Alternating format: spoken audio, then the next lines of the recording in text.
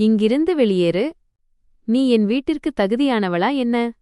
என் மாமியார் என் சூட்கேஸை வாசலுக்கு வெளியே தூக்கி எறிந்தார். சூட்கேஸ் தரையில் விழுந்து திறந்து கொண்டது. என் உள்ளாடைகளும் புடவைக்கு கட்டும் பெட்டிக்கோட்டுகளும் அந்த நடைபாதை முழுவதும் சிதறிக் கிடந்தன. 12 வருட குடும்ப வாழ்க்கை ஒரு சூட்கேஸில் கூட அடங்கவில்லை. என் கணவர் ராஜேஷ் என் பின்னால் நின்று கொண்டிருந்தார். அவர் ஒரே ஒரு வார்த்தை கூட சொல்லவில்லை. அம்மா, நாம் எங்கே போகிறோம்? 10 வயதுடைய என் மகள் பிரியா அழுது கொண்டே என் காலை கட்டிக்கொண்டாள். அந்த சிறுமியின் கைகளில் அவ்வளவு பலம் இருந்தது, என் காலே வலிக்கத் தொடங்கியது. நான் அவள் கையை இறுக்கமாக பற்றிக் கொண்டேன். கேரளாவில் உள்ள பாட்டி வீட்டிற்கு. அந்த ஒரு வாக்கியம் மட்டுமே என் வாயிலிருந்து வந்தது. என் தொண்டை அடைத்தது, வார்த்தைகள் வெளியே வர மறுத்தன. லிஃப்ட் கதவு மூடியதும் என் சுவாசத்தின் சத்தம் எனக்கு கேட்டது. தொலைந்து போ, மீண்டும் திரும்பி வருவதைப் பற்றி நினைத்துக்கூட பார்க்காதே. அன்று என் 12 வருட திருமண வாழ்க்கையை ஒரு சூட்கேஸில் சுருட்டி எடுத்துக்கொண்டு வெளியேறினேன். திருமணமாகி 1 மாதம் கூட ஆகியிருக்கவில்லை. என் மாமியார் சாவித்ரி தேவி முதல் முறையாக என் பிறந்த வீட்டைப் பற்றி பேசினார். அன்று தீபாவளி.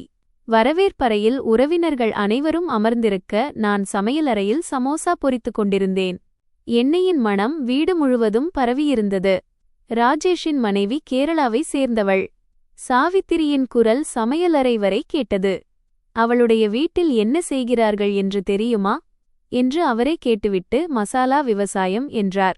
ஒரு பெரிய சிரிப்பொலி எழுந்தது. 1 அல்லது 2 பேர் அல்ல, அந்த வரவேற்பறையிலிருந்த அனைவரும் சிரித்தனர். அடேங்கப்பா, மசாலா தோட்டத்திலிருந்து கிளம்பி மும்பைக்கு வந்துவிட்டார்களா? நான் கடாயில் கரண்டியை சுழற்றுவதை நிறுத்தினேன். சமோசாக்கள் கருகிக் கொண்டிருந்தன, ஆனால் என் கைகள் அசையவில்லை. புகை எழுந்தது, ஆனால் நான் அப்படியே நின்று கொண்டிருந்தேன். என் இதயம் சுருங்கிப் போனது போல இருந்தது. ராஜேஷ் அந்த அறையில்தான் இருந்தான். அவன் எதுவும் சொல்லவில்லை. அன்று முதல் சாவித்திரி தேவி என் பிறந்த வீட்டைப் பற்றி கேலி செய்வதையே வழக்கமாக்கிக் கொண்டார். மருமகளே, உன் பிறந்த வீட்டைப் பற்றி வெளியே யாரிடமும் சொல்லாதே. அது அவமானம். கிராமத்தில் விவசாயம் செய்பவர்களுக்கு என்ன தெரியும்?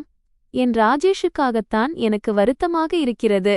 எங்கே போய் அவனுக்கு திருமணம் செய்து வைத்துவிட்டோம். தொடக்கத்தில் நான் பதில் சொல்ல முயன்றேன். என் பிறந்த வீடு வெறும் சிறிய விவசாய நிலம் மட்டுமல்ல என்பதை விளக்க விரும்பினேன். என் தந்தை ஸ்ரீ கே. மேனன் தன் உழைப்பால் உருவாக்கிய மசாலா தோட்டம் எவ்வளவு பெரியது என்பதையும், கேரளாவில் எங்கள் குடும்பத்தை யாருக்குத்தான் தெரியாது என்பதையும் சொல்ல நினைத்தேன். ஆனால் என் வாயிலிருந்து சத்தம் வரவில்லை. மாமியாரைக் கண்டாலே என் குரல் அமுங்கிவிடும். இதயம் சுருங்கிவிடும், கைகள் குளிரும், மூளை மரத்துப் போகும். 12 ஆண்டுகளாக இதுதான் நடந்தது. முழுமையாக 12 ஆண்டுகள். திருமணமாகி 3ஆம் ஆண்டில் ஒருமுறை நான் ராஜேஷிடம் பேசினேன். ராஜேஷ், மாமியார் எப்போதும் என் பிறந்த வீட்டைப் பற்றி பேசிக்கொண்டே இருக்கிறார்கள். எனக்கு பிடிக்கவில்லை. ராஜேஷ் படுக்கையில் படுத்துக்கொண்டு டிவி பார்த்து கொண்டிருந்தான். அவன் கழுத்தை திருப்பி மட்டும், அம்மாவுக்கு இது ஒரு வழக்கம், நீ அதை கவனிக்காதே என்று சொல்லிவிட்டான். இதை கவனிக்காதே மைனஸ் இந்த 3 வார்த்தைகள் என் வாயை அடைத்துவிட்டன. அதன் பிறகு என் மாமியாரைப் பற்றி ராஜேஷிடம் நான் ஒருபோதும் புகார் செய்யவில்லை. பண்டிகை காலங்கள்தான் மிகவும் கடினமானவை. தீபாவளி அன்று சுமார் 20 உறவினர்கள் வீட்டிற்கு வருவார்கள். நான் அதிகாலை 4 மணிக்கே எழுந்து பலகாரங்களை தயார் செய்யத் தொடங்குவேன். சமோசா, கச்சோரி, குலாப் ஜாமுன், பிரியாணி, பூஜை பிரசாதம் என 15க்கும் மேற்பட்ட உணவுகளை செய்வேன். என் கைகள் வெடித்துப் போகும், முதுகு உடையும், கால்கள் வீங்கிவிடும். ஆனால் சாவித்திரி தேவி ஒருமுறை கூட சமையலறை பக்கம் எட்டிப் பார்க்க மாட்டார். உறவினர்கள் அனைவரும் சாப்பிட்டு முடித்த பிறகு அவர் கண்டிப்பாக சொல்வார், எது எப்படியோ என் மருமகள் கிராமத்துக்காரி என்பதால் சமையல் வேலையை மட்டும் நன்றாக செய்வாள், இதை ஒத்துக்கொள்ளத்தான் வேண்டும். அவர் இதை ஒரு பாராட்டு என்று நினைத்துச் சொன்னார். ஆனால் அது எனக்கு ஒரு கத்தி போல இருந்தது.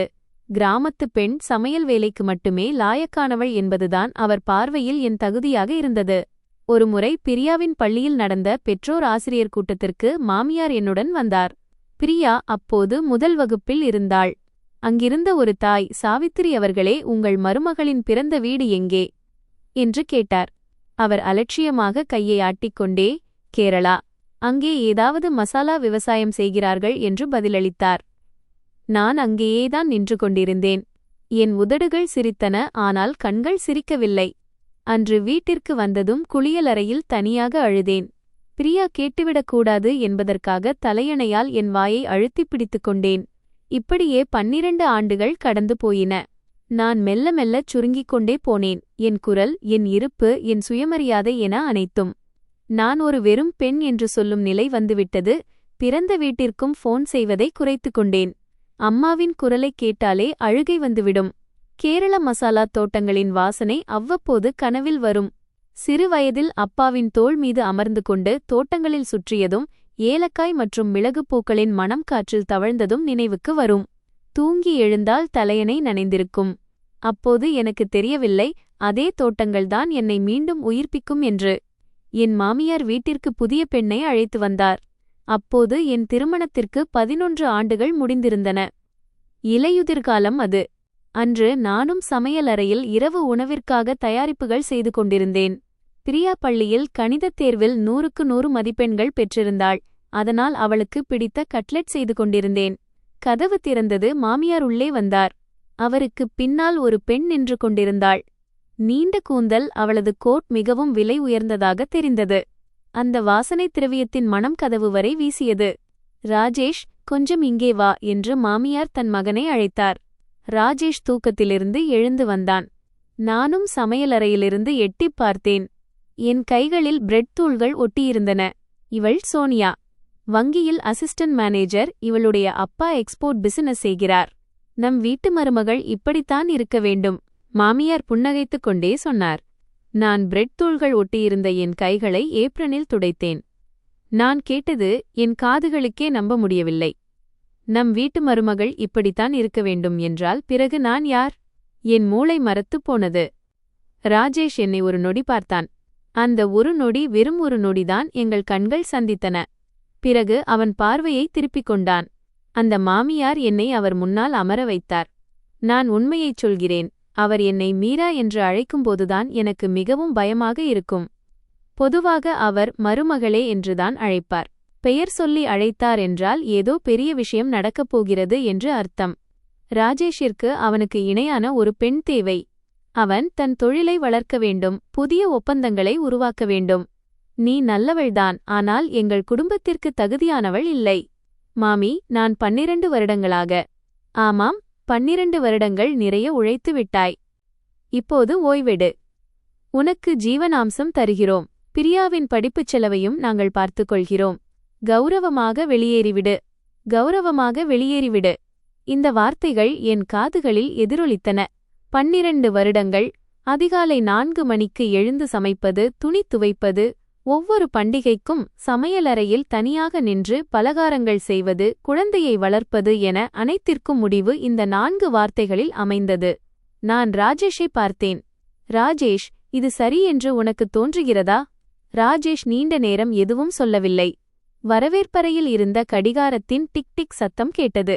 அந்தச் சத்தம் எவ்வளவு சத்தமாக இருந்தது என்பதை நான் முதன்முறையாக உணர்ந்தேன். அம்மா சொல்கிறாள் என்றால் அதுவே சரியாக இருக்கும்.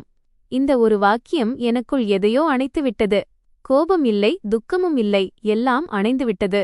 காற்றில் நீண்ட நேரம் அசைந்து கொண்டிருந்த மெழுகுவர்த்தி சுடர்கடைசியில் தானாகவே அணைந்து விடுவது போல சத்தமில்லாமல் என் உள்ளம் அணைந்தது. அன்று இரவு நான் பிரியாவின் அறைக்குச் சென்றேன். அவள் போர்வையை போர்த்தி தூங்கிக் கொண்டிருந்தாள். 100 மதிப்பெண் பெற்ற தேள்தாள் தலையணை அருகே இருந்தது. கட்லெட் செய்யவே முடியாமல் போனது. எண்ணெய் ஆறிப் போய்விட்டது. பிரியாவின் நெற்றியில் கை வைத்தேன். அம்மா உன்னை காப்பாற்றுவாள் என்று சத்தமில்லாமல் சொன்னேன். வெறும் சுவர் போல நின்று கொண்டிருந்தேன். விவாகரத்து நடைமுறைகள் மிக வேகமாக நடந்தன. மாமியார் அனைத்து தயாரிப்புகளையும் செய்திருந்தார். வக்கீலை கூட அவரே ஏற்பாடு செய்திருந்தார். 5 லட்சம் ரூபாய் மற்றும் மாதம் 10,000 ரூபாய் பிரியாவிற்காக. நான் அந்த ஆவணங்களில் கையெழுத்திட்ட போது என் கைகள் நடுங்கின. வக்கீல், நீங்கள் சரியாகத்தானே இருக்கிறீர்கள் என்று கேட்டார். நான் தலையசைத்தேன். நான் சரியாக இல்லை, ஆனால் ஆம் என்றேன். கையெழுத்திட்டு வெளியே வந்தபோது மாமியார் லாபியில் நின்று கொண்டிருந்தார். சரி, அமைதியாக பிரிந்து செல்வது இருவருக்கும் நல்லது. இருவருக்கும் நல்லது. எனக்குச் சிரிக்கத் தோன்றியது, ஆனால் சிரிப்பு வரவில்லை. என் தொண்டையில் ஏதோ ஒரு வெப்பம் எழ அதை நான் உள்ளே விழுங்கினேன். வீட்டை விட்டு வெளியேறிய அன்று பொருட்களை பேக் செய்ய 1 மணி நேரம் கூட ஆகவில்லை. 12 ஆண்டுகள் வாழ்ந்த பிறகும் என்னிடம் இருந்த பொருட்கள் அவ்வளவு குறைவாகவே இருந்தன. ஒரு சூட்கேஸ், 2 பெட்டிகள், ஒரு பெட்டியில் பிரியாவின் புத்தகங்களும் உடைகளும், மற்றொன்றில் என் உடைகளும் சில பொருட்களும் இருந்தன. வாசலில் நின்று கொண்டு மாமியார் கவனித்துக் கொண்டிருந்தார். கௌரவமாக வெளியேறு. நீ என் வீட்டிற்கு தகுதியானவளா என்ன? இந்த வார்த்தைகள் என் முதுகில் பாய்ந்தன. சூட்கேஸின் சக்கரம் வாசலின் கதவு நிலைப்படியில் சிக்கிக் கொண்டது. அது கீழே விழுந்து திறந்து கொண்டது. என் உள்ளாடைகளும் பெட்டிக்கோட்டுகளும் நடைபாதை முழுவதும் சிதறிக் கிடந்தன. நான் முழங்கால் போட்டு அவற்றை அடுக்கத் தொடங்கினேன். என் கைகள் எவ்வளவு நடுங்கினவென்றால் ஒரு பெட்டிக்கோட்டை 2 முறை கையிலிருந்து நழுவவிட்டேன். ராஜேஷ் பின்னால் நின்று கொண்டிருந்தான். அவன் எதுவும் சொல்லவில்லை. அம்மா, நாம் எங்கே போகிறோம்? பிரியா அழுதுகொண்டே கேட்டாள். 10 வயது சிறுமியின் கண்களில் கண்ணீர் ததும்பியிருந்தது. கேரளாவில் உள்ள பாட்டி வீட்டிற்கு. விமானத்தில் பிரியா என் மார்போடு ஒட்டிக்கொண்டு தூங்கிக் கொண்டிருந்தாள். அவளுடைய சிறிய கைகள் என் சட்டையின் கையை பிடித்துக் கொண்டிருந்தன. ஜன்னலுக்கு வெளியே மேகங்கள் தெரிந்தன. மும்பை சிறியதாகிக் கொண்டிருந்தது. 12 ஆண்டுகள் அந்த மேகங்களுக்கு கீழே எங்கோ மறைந்து கொண்டிருந்தன. கொச்சி விமான நிலையத்தில் நான் இறங்கியபோது ஒரு காற்று வீசியது. மசாலா பொருட்களின் நறுமணம். மே மாதம் அது. காற்றில் இனிமை இருந்தது. அந்த நறுமணத்தை நுகர்ந்ததும் என் கண்ணீர் உடைப்பெடுத்துக் கொட்டியது. இதுவரை உள்ளே அடக்கி வைத்திருந்ததெல்லாம் ஒன்றாக வழிந்தோடியது. நான் விமான நிலைய லாபியில் சூட்கேஸை பிடித்துக்கொண்டு சத்தமாக அழத் தொடங்கினேன். பிரியா பயந்து போய் என்னை பார்த்தாள். அம்மா, ஏன் அழுகிறாய்? இங்கு காற்று மிகவும் விசித்திரமானது என்று மட்டும் சொன்னேன். அது பொய்தான், ஆனால் பாதி உண்மை. 12 ஆண்டுகளில் முதன்முறையாக நான் ஆழ்ந்து சுவாசித்துக் கொண்டிருந்தேன். தொண்டையை சுத்தம் செய்யும் சத்தம் கேட்டது.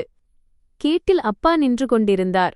தன் பிக்கப் ட்ரக்கின் அருகே தொப்பி மற்றும் நீண்ட பூட்ஸ் அணிந்து தோட்டத்திலிருந்து அப்படியே வந்திருந்தது தெரிந்தது. அவர் எதுவும் சொல்லாமல் என் சூட்கேஸை எடுத்து ட்ரக்கில் வைத்துவிட்டு ஒரே ஒரு வார்த்தை மட்டும் சொன்னார். வந்துவிட்டாயா? அந்த 2 வார்த்தைகளைக் கேட்டதும் என் கால்கள் தளர்ந்து போயின. நாங்கள் கேரளாவில் எங்கள் வீட்டைச் சென்றடைந்தபோது இரவு 9 மணி ஆகியிருந்தது. அப்பாவின் ட்ரக் கல் சுவர்கள் கொண்ட குறுகிய சாலையில் கடந்து தோட்டத்தின் கேட்டில் நின்றது. வீட்டின் வெளியே விளக்கு எரிந்து கொண்டிருந்தது. அம்மா முற்றத்தில் நின்று கொண்டிருந்தார். ஏப்ரன் அணிந்திருந்தார். என் முகத்தை பார்த்ததும் அவர் எதுவும் கேட்காமல் என்னை கட்டி அணைத்துக் கொண்டார். அம்மாவின் புடவையிலிருந்து மண்ணின் வாசனை வந்தது. ஏலக்காய் இலைகளின் மணமும் அதனுடன் கலந்திருந்தது. 12 ஆண்டுகளாக மும்பையில் ஒருமுறை கூட நான் உணராத மணம் அது. அந்த வாசனையால் மீண்டும் என் கண்ணீர் வழிந்தது. விமான நிலையத்திலேயே எல்லாவற்றையும் அழுது தீர்த்துவிட்டேன் என்று நினைத்தேன். ஆனால் அது உண்மையில்லை. சாப்பிடு, உயிர் வாழ வேண்டும் என்று மட்டும் சொன்னார் அம்மா. விவாகரத்து ஏன் ஆனது, என்ன நடந்தது என்று அவர் எதையும் கேட்கவில்லை. எதுவும் இல்லை. என்னை டைனிங் டேபிளில் அமர வைத்தார். மேஜையில் எனக்கு பிடித்த மீன் குழம்பு வைக்கப்பட்டிருந்தது. கூடவே ஊறுகாயும் இருந்தது. சிறுவயதிலிருந்து எனக்கு பிடித்த உணவுகள் அவை. என் வருகை பற்றிய செய்தியை கேட்டதும் அம்மா உடனடியாக தயாரிப்புகளை செய்திருந்தார். நான் கரண்டியை எடுத்தேன். ஆனால் என் கைகள் எவ்வளவு நடுங்கினவென்றால் என்னால் சாப்பிட முடியவில்லை. பிரியா என் அருகில் அமர்ந்திருந்தாள். அம்மா, மீன் குழம்பு மிகவும் சுவையாக இருக்கிறது. அவள் சொன்னதைக் கேட்டு எப்படியோ கரண்டியை எடுத்தேன். ஒரு வாய் உணவை வாயில் வைத்தேன். ஆனால் அதன் சுவை எனக்கு தெரியவில்லை. ஏதோ ஒரு சூடான உணவு என் தொண்டைக்குள் இறங்கியது. அன்று இரவு என் குழந்தை பருவத்தின் அறையில் படுத்துக்கொண்டேன். கூரையிலிருந்த டியூப்லைட் அடையாளங்கள் அப்படியே இருந்தன. மிடில் ஸ்கூலில் ஒட்டிய இரவில் மின்னும் நட்சத்திர ஸ்டிக்கர்கள் இன்னும் அப்படியே இருந்தன. 20 ஆண்டுகளுக்கு மேலான பொருட்கள் எனக்காக காத்திருந்தன. பிரியா என்னோடு ஒட்டிக்கொண்டு தூங்கிவிட்டாள். அவளுடைய சுவாசத்தின் சத்தத்தைக் கேட்டு பல நாட்களுக்குப் பிறகு கண்களை மூடினேன். மும்பையில் ஒவ்வொரு இரவும் கூரையை வெறித்துக்கொண்டே விடியும். ஆனால் அன்று கண்களை மூடியவுடனேயே எனக்கு தூக்கம் வந்துவிட்டது. ஜன்னல் வழியாக மசாலா பூக்களின் வாசனை வீசிக்கொண்டிருந்தது. முதல் மாதம் நான் எதுவும் செய்யவில்லை. அறையை விட்டு வெளியே வரவில்லை. அம்மா அறை கதவுக்கு வெளியே உணவை வைத்து விடுவார். நான் கதவை திறந்து எடுத்துக்கொள்வேன். மக்களைச் சந்திக்க எனக்கு பயமாக இருந்தது. அக்கம்பக்கத்தினர் என்னைப் பற்றி கிசுகிசுக்கிறார்கள் என்று எனக்கு தோன்றியது. விவாகரத்து முடிந்துவிட்டது. அம்மா எதையும் கேட்கவில்லை. அவர் எப்போதும் உணவை சூடாக சமைத்து கதவில் வைத்து விடுவார். அது ஆறிவிடக்கூடாது என்பதற்காக. அப்பாவும் எதுவும் சொல்லவில்லை. ஒருமுறை அறையை கடந்து செல்லும்போது என் மகள் நிறைய துன்பங்களை அனுபவித்து விட்டாள். இது உன்னுடைய வீடுதான், நிம்மதியாக இரு என்று மட்டும் சொன்னார். அவர் சொன்னதை கேட்டு மீண்டும் அழுதேன். அழுது அழுது கண்ணீர் குறையவே இல்லை. 2வது மாதம் பிரியா கதவை திறந்து உள்ளே வந்தாள். அம்மா, நான் தோட்டத்திற்கு போக வேண்டும். தாத்தா அழைக்கிறார். வெயிலில் அவள் முகம் கருத்திருப்பதை பார்த்தேன். நான் அறைக்குள் முடங்கி கிடந்தேன். ஆனால் பிரியா தினமும் அப்பாவோடு தோட்டத்திற்குச் சென்று கொண்டிருந்தாள். தொப்பி அணிந்து பூட்ஸ் போட்டுக்கொண்டு தாத்தாவுடன் மசாலா பெட்டிகளை தூக்கிக் கொண்டிருந்தாள். பிரியா என் கையை பிடித்து இழுத்தாள். அம்மா, நீயும் வா. அன்றுதான் நான் முதன்முறையாக வெளியே வந்தேன். நான் நினைத்ததை விட தோட்டம் மிகப் பெரியதாக மாறியிருந்தது. குழந்தை பருவத்தில் இது வெறும் வயல்வெளிதான். அப்பா ட்ரக் ஓட்டுவதும் மசாலாப் பொருட்களை பறிப்பதுமாக இருந்தார்கள். ஆனால் 12 ஆண்டுகளுக்குப் பிறகு மும்பையிலிருந்து திரும்பி வந்து பார்த்தபோது இது வெறும் தோட்டம் அல்ல, ஒரு முழுமையான தொழில் என்பதை உணர்ந்தேன். கண்கள் எட்டும் தூரம் வரை மசாலா தோட்டங்கள் மலை சரிவு வரை பரவியிருந்தன. ஒரு பக்கம் மசாலாக்களை உலர்த்துவதற்கும் சேமித்து வைப்பதற்கும் 2 பெரிய கிடங்குகள் இருந்தன. பதப்படுத்தும் இயந்திரங்களின் சத்தம் கேட்டுக்கொண்டிருந்தது. சுமார் 15 முதல் 20 வரை தொழிலாளர்கள் வேலை செய்து கொண்டிருந்தனர். தோட்டம் கேட்டில் ஒரு பெரிய பலகை இருந்தது. மெனன் ஸ்பைசஸ். அப்பா, இது இவ்வளவு பெரியதாக எப்போது மாறியது என்று கேட்டேன். அப்பா தன் தொப்பியை சரிசெய்து கொண்டே, நீ மும்பைக்குச் சென்ற பிறகு மெதுவாக கட்டமைத்தேன். நேரடியாக வாடிக்கையாளர்களுக்கே விற்கத் தொடங்கினேன். சுற்றுலாப் பயணிகளுக்காக பண்ணை சுற்றுலாவை தொடங்கினேன். இப்போது சுற்றுலா பேருந்துகள் கூட வருகின்றன என்று சொன்னார். இது மெதுவாக நடக்கவில்லை. தோட்டம் மட்டுமே 25 ஏக்கருக்கும் மேலாக இருந்தது. ஒரு கஃபே கூட இருந்தது. தோட்டத்தின் ஒரு மூலையில் ஸ்பைஸ் கஃபே என்று பெயரிடப்பட்ட ஒரு அழகான கட்டிடம் இருந்தது. அங்கு சுற்றுலா பயணிகள் வரிசையில் நின்று கொண்டிருந்தனர். மசாலா டீ தயாரிக்க கற்றுக்கொள்ளவும் மசாலா ஐஸ்கிரீம் சாப்பிடவும் மக்கள் வந்திருந்தனர். அந்த ரெசிபியை அம்மாதான் உருவாக்கினார். கேரளாவில் எங்கள் தோட்டத்தை தெரியாதவர்களே இல்லை என்று அம்மா கஃபேவில் பானங்களை தயாரித்துக் கொண்டே அது ஏதோ ஒரு சாதாரண விஷயம் என்பது போலச் சொன்னார். என் மாமியார் மசாலா விவசாயம் செய்பவர்கள் என்று சொல்லி என்னை கேலி செய்தபோது என்னால் எதுவும் சொல்ல முடியவில்லை. அந்த தோட்டத்தை, இந்த கிடங்குகளை, இந்த கஃபேவை, இந்த ட்ரக்குகளை அவர்களின் கண்களுக்கு முன்னால் காட்ட வேண்டும் என்று நினைத்தேன். ஆனால் அந்த நேரத்தில் அதைவிட என் மனதிற்கு நிம்மதியாக இருந்தது. என் தந்தை வாழ்நாள் முழுவதும் மண்ணில் உழைத்து உருவாக்கிய இந்த நிலம் இன்று எனக்கு ஆதரவளிப்பதுதான். மண்ணை தொட்டவுடன் என் மனம் அமைதியடையத் தொடங்கியது. 3வது மாதத்திலிருந்து நான் தோட்ட வேலைகளை தொடங்கினேன். முதலில் பெட்டிகளை சரியாக அடுக்கி வைப்பது, கஃபேவில் வாடிக்கையாளர்களுக்கு பானங்கள் தருவது, கிடங்கின் வெப்பநிலையை சரிபார்ப்பது போன்ற சிறு வேலைகள். என் கைகள் அழுக்காகின, முதுகு வலித்தது, கால்கள் வீங்கின. ஆனால் ஒரு விசித்திரமான விஷயம் என்னவென்றால், இது என் புகுந்த வீட்டில் பண்டிகை காலங்களில் சமைப்பதை விட குறைவான சோர்வை தந்தது. இதற்கான காரணத்தை என்னால் புரிந்து கொள்ள முடிந்தது. இங்கே யாரும் என்னை அவமானப்படுத்தவில்லை. வேலை செய்யும் தொழிலாளர்கள் என்னை முதலாளிம்மா என்று மரியாதையுடன் வணங்கினார்கள். கஃபேவிற்கு வரும் சுற்றுலாப் பயணிகள், இங்கிருக்கும் தேநீர் மிகவும் சுவையாக இருக்கிறது என்று சொன்னபோது எனக்கு மகிழ்ச்சியாக இருந்தது. இரவு நேரத்தில் அப்பா, இன்று மீரா பெட்டிகளை நன்றாக அடுக்கி வைத்திருந்தாள் என்று சொல்லும்போது அம்மா புன்னகைப்பார். இவை சிறிய விஷயங்கள்தான், ஆனால் இந்த சிறிய விஷயங்கள் என்னை முழுமையாக்கின. 6 மாதங்களுக்குப் பிறகு ஆன்லைன் ஆர்டர்களை கையாளும் பொறுப்பை ஏற்றேன். கணினியில் ஆர்டர்களை நிர்வகிப்பது, பேக்கிங் செய்வது, வாடிக்கையாளர்களின் கேள்விகளுக்கு பதிலளிப்பது என பல வேலைகள். மும்பையில் வீட்டு வேலை மட்டுமே செய்த எனக்கு இதை செய்ய முடியுமா என்ற பயம் இருந்தது. ஆனால் செய்யச் செய்ய எல்லாம் கைவந்தது. 1 வருடம் கழித்து சொந்தமாக ஒரு ஆன்லைன் ஷாப்பிங் இணையதளத்தை உருவாக்கினேன். அப்பா, இதெல்லாம் எனக்கு தெரியாது, நீயே பார்த்துக்கொள் என்று சொல்லிவிட்டார். நான் ஒவ்வொரு இரவும் இதை பற்றி படித்தேன். பிரியாவை தூங்க வைத்துவிட்டு இரவு நள்ளிரவு 2 மணி வரை கணினி முன் அமர்ந்திருப்பேன். முதல் ஆர்டர் வந்தபோது நான் உற்சாகத்தில் கத்தினேன். பிரியா பயந்து எழுந்து, என்னம்மா ஆச்சு என்று கேட்டாள். ஆர்டர் வந்திருக்கிறது. யாருடையது? மசாலாவிற்கு. பிரியா தூக்க கலக்கத்தோடு புன்னகைத்தாள். நானும் சிரித்தேன். நீண்ட நாட்களுக்குப் பிறகு உண்மையாகவே சிரித்தேன். 2 ஆண்டுகளுக்குப் பிறகு பண்ணையின் புதிய பேக்கேஜிங் வகைகளை அறிமுகப்படுத்தினேன். வெறும் மசாலா பொருட்களை பறிப்பது மட்டுமல்லாமல் வீட்டில் பயன்படுத்தும் மசாலா கலவைகள், மசாலா சோப்புகள் தயாரித்தல் எனத் தொடங்கினேன். ஸ்பைஸ் கார்டன் வாக் போன்ற நிகழ்ச்சிகளையும் ஆரம்பித்தேன். பள்ளிகளிலிருந்து கல்விச் சுற்றுலாப் பயணங்களுக்கான முன்பதிவுகள் வரத் தொடங்கின. 3 ஆண்டுகளுக்குப் பிறகு நான் தோட்டத்தின் முழு நிர்வாகத்தையும் கவனித்துக் கொண்டேன். ஒருநாள் இரவு உணவின் போது அப்பா, என்னுடைய இந்த தோட்டத்தை இனி நீயே பார்த்துக்கொள் என்றார். நான் கரண்டியை கீழே வைத்தேன். அப்பா என்னை நேராக பார்த்தார். வாழ்நாள் முழுவதும் அமைதியாகவே இருந்த மனிதர் இவ்வளவு பெரிய விஷயத்தை சொன்னது பெரிய காரியம்.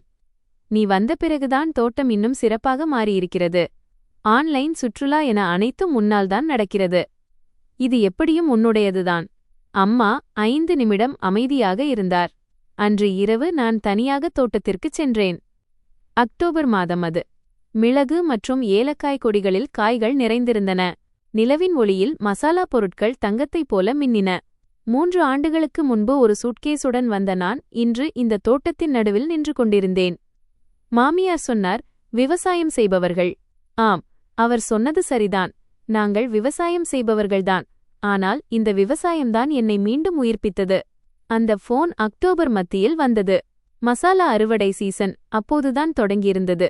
காலையிலேயே கிடங்கின் வெப்பநிலையை சரிபார்ப்பது, பதப்படுத்தும் பணியை தொடங்குவது, டெலிவரிக்கான பேக்கிங் கணக்குகளை பார்ப்பது என மும்முரமாக இருந்தேன். இந்த ஆண்டு ஆன்லைன் ஆர்டர்கள் கடந்த ஆண்டை விட 2 மடங்கு அதிகமாக இருந்தன. அதிகாலை காலை 5 மணிக்கு எழுந்து இரவு காலை 10 மணி வரை வேலை செய்தும் நேரம் போதவில்லை. மதிய உணவுக்காக கஃபேவில் அமர்ந்திருந்தபோது என் போன் ஒலித்தது. தெரியாத எண், அதுவும் மும்பையிலிருந்து. எடுக்கலாமா வேண்டாமா என்று யோசித்தேன். ஆஜகால சப்ளையர்களிடமிருந்து நிறைய அழைப்புகள் வருவதால் எடுத்துவிட்டேன். ஹலோ மருமகளே. என் இதயம் நின்றுவிட்டது போல இருந்தது. 3 ஆண்டுகளாக இந்த குரலை நான் கேட்கவில்லை. ஆனால் ஒரே ஒரு வார்த்தையிலேயே உலகம் முழுவதும் என்னை மருமகளே என்று அழைக்கும் ஒரே ஒரு நபர்தான் இவர் என்பதை அடையாளம் கண்டுகொண்டேன். என் மாமியார் சாவித்ரி தேவி. மருமகளே, நான் பேசுகிறேன். எப்படி இருக்கிறாய்? என்னை வீட்டை விட்டு வெளியேற்றிய பிறகு 3 ஆண்டுகளில் ஒரு போன் கூட செய்யாதவர் இப்போது எப்படி இருக்கிறாய் என்று கேட்கிறார். நான் கையில் வைத்திருந்த டீ கப்பை கீழே வைத்தேன். கைகள் எவ்வளவு நடுங்கினவென்றால் டீ கொட்டியே விட்டது. மாமி, நான் நன்றாக இருக்கிறேன் என்றுதான் என்னால் சொல்ல முடிந்தது. என் குரல் உடைந்து போனது. 3 ஆண்டுகளுக்கு முன்னிருந்த அந்த நிலையை விட்டு நான் வந்துவிட்டேன் என்று நினைத்தேன். ஆனால் அவர் குரலை கேட்டவுடனேயே என் உடல் முழுவதும் இறுகிப்போனது. இதயம் வேகமாகத் துடித்தது. நெற்றியில் குளிர்ந்த வியர்வை அரும்பியது. 12 ஆண்டுகளாக மாமியாரின் முன்னால் சுருங்கிப்போகும் அந்த பழக்கம் 3 ஆண்டுகள் கழித்தும் என் உடலில் அப்படியே இருந்தது. கேரளாவில் நீ விவசாயம் செய்கிறாயாமே, கேள்விப்பட்டேன். நாங்கள் இந்த முறை கேரளா சுற்றுலா வருகிறோம். நானும் ராஜேஷும் சோனியாவும் மூவரும் வருகிறோம். சோனியா, அதாவது அந்த புதிய மருமகளின் பெயர் என் காதுகளில் ஊசியாக குத்தியது. மாமியார் அதே பெண்ணை தன் மகனுக்கு திருமணம் செய்து வைத்தார். நாங்கள் கேரளா முதல்முறை வருகிறோம். எங்கே செல்வது என்று தெரியவில்லை. நீ அங்குதான் இருக்கிறாயே, கொஞ்சம் எங்களை சுற்றி அழைத்துச் செல்லு. சுற்றி அழைத்துச் செல்லவா? போனை என் காதிலிருந்து அகற்றினேன். என்னால் நம்ப முடியவில்லை. நான் என்ன கேட்டேன்? அவர்கள்தான் என்னை வீட்டை விட்டு வெளியேற்றினார்கள். கௌரவமாக வெளியேறு. திரும்பி வருவதைப் பற்றி நினைத்துக்கூட பார்க்காதே என்று சொன்னார்கள். ஒரு போன் கூட செய்யவில்லை. இப்போது மீண்டும் என் வாழ்க்கைக்குள் நுழைய பார்க்கிறார்கள். விவாகரத்து ஆவணங்களில் கையெழுத்திட்டபோது வக்கீலை கூட அவரே ஏற்பாடு செய்திருந்தார். பிரியாவின் பிறந்தநாளுக்கு ஒருமுறை கூட போன் செய்யவில்லை. தன் பேத்தியின் பிறந்தநாளை கூட அவர் கண்டுகொள்ளவில்லை. இப்போது கேரளா சுற்றுலா வருகிறார்கள், அவர்களுக்கு ஒரு கைடு தேவை. நான் போனை மீண்டும் காதுக்கு கொண்டு சென்றேன். மாமி, இப்போது மசாலா அறுவடை சீசன். நான் மிகவும் பிஸியாக இருக்கிறேன். சுற்றுலா அழைத்துச் செல்வது கடினம். என் குரலை அமைதியாக வைத்திருக்க போராடினேன். என் குரல் நடுங்கினால் நான் தோற்றுவிடுவேன் என்று எனக்குத் தெரியும். விவசாயத்தில் அவ்வளவு என்ன வேலை இருக்கப் போகிறது? மாமியார் அதே கேலிச் சுருதியுடன் கேட்டார். 3 ஆண்டுகளுக்கு முன்பும் விவசாயம் என்ற வார்த்தையைச் சொல்லும்போது அதே தொனியைத்தான் அவர் வைத்திருந்தார். இது என்ன பெரிய வேலையா? கொஞ்சம் மசாலாக்களைத்தானே பறிக்க வேண்டும். தினமும் செய்ய வேண்டிய வேலைதானே இது. ஒரு நாள்தானே கேட்கிறேன். என் ரத்தம் கொதித்தது. 3 ஆண்டுகளுக்கு முன்பு நான் உணராத அந்த உணர்ச்சிதான் கோபம். அப்போது கோபத்திற்கு பதிலாக அவமானம்தான் இருந்தது. ஆனால் இப்போது நிலைமை வேறு. மாமி, மன்னித்து விடுங்கள், நான் பிஸியாக இருக்கிறேன். டூரிஸ்ட் கைடுக்கு நீங்கள் வேறொரு ஏஜென்சியை அணுகலாம். என்ன இது, பழைய விஷயங்களை ஏன் இன்னும் வைத்துக் கொண்டிருக்கிறாய்? எப்படியிருந்தாலும் நாம் ஒரு குடும்பம்தானே. ஒரு குடும்பமா? மாமியார் வாயிலிருந்து அந்த குடும்பம் என்ற வார்த்தையை கேட்டதும் எனக்கு சிரிப்பு வந்தது. குடும்பம் என்று சொல்வோர் கௌரவமாக வெளியேறு என்று சொல்வார்களா? குடும்பம் என்று சொல்வோர் ஒருவருடைய பொருட்களை வாசலில் தூக்கி எறிவார்களா? மாமி, நான் பிஸியாக இருக்கிறேன், மன்னித்து விடுங்கள். போனை வைத்துவிட்டேன். என் கை நடுங்கிக் கொண்டிருந்தது. மேஜையில் போனை வைத்தபோது டக் என்று சத்தம் கேட்டது. விரல்களில் வலு இல்லை, போன் கையிலிருந்து நழுவிவிட்டது. கஃபே ஊழியர் ஒருவர், முதலாளிம்மா, நீங்கள் சரியாகத்தானே இருக்கிறீர்கள் என்று கேட்டார். முதலாளிம்மா என்று அழைக்கப்பட்டு 1 வருடத்திற்கும் மேலாகிவிட்டது. ஆனால் இன்று அந்த வார்த்தை விசித்திரமாக தெரிந்தது. மாமியாரின் குரலைக் கேட்டதும் அந்த ஒரு நொடி நான் மீண்டும் அந்த மருமகள் ஆகிவிட்டேன். ஆம், நான் சரியாக இருக்கிறேன். 1 நிமிடம். நான் வாஷ்ரூமிற்குச் சென்று குழாயைத் திறந்து குளிர்ந்த நீரால் முகத்தை கழுவினேன்.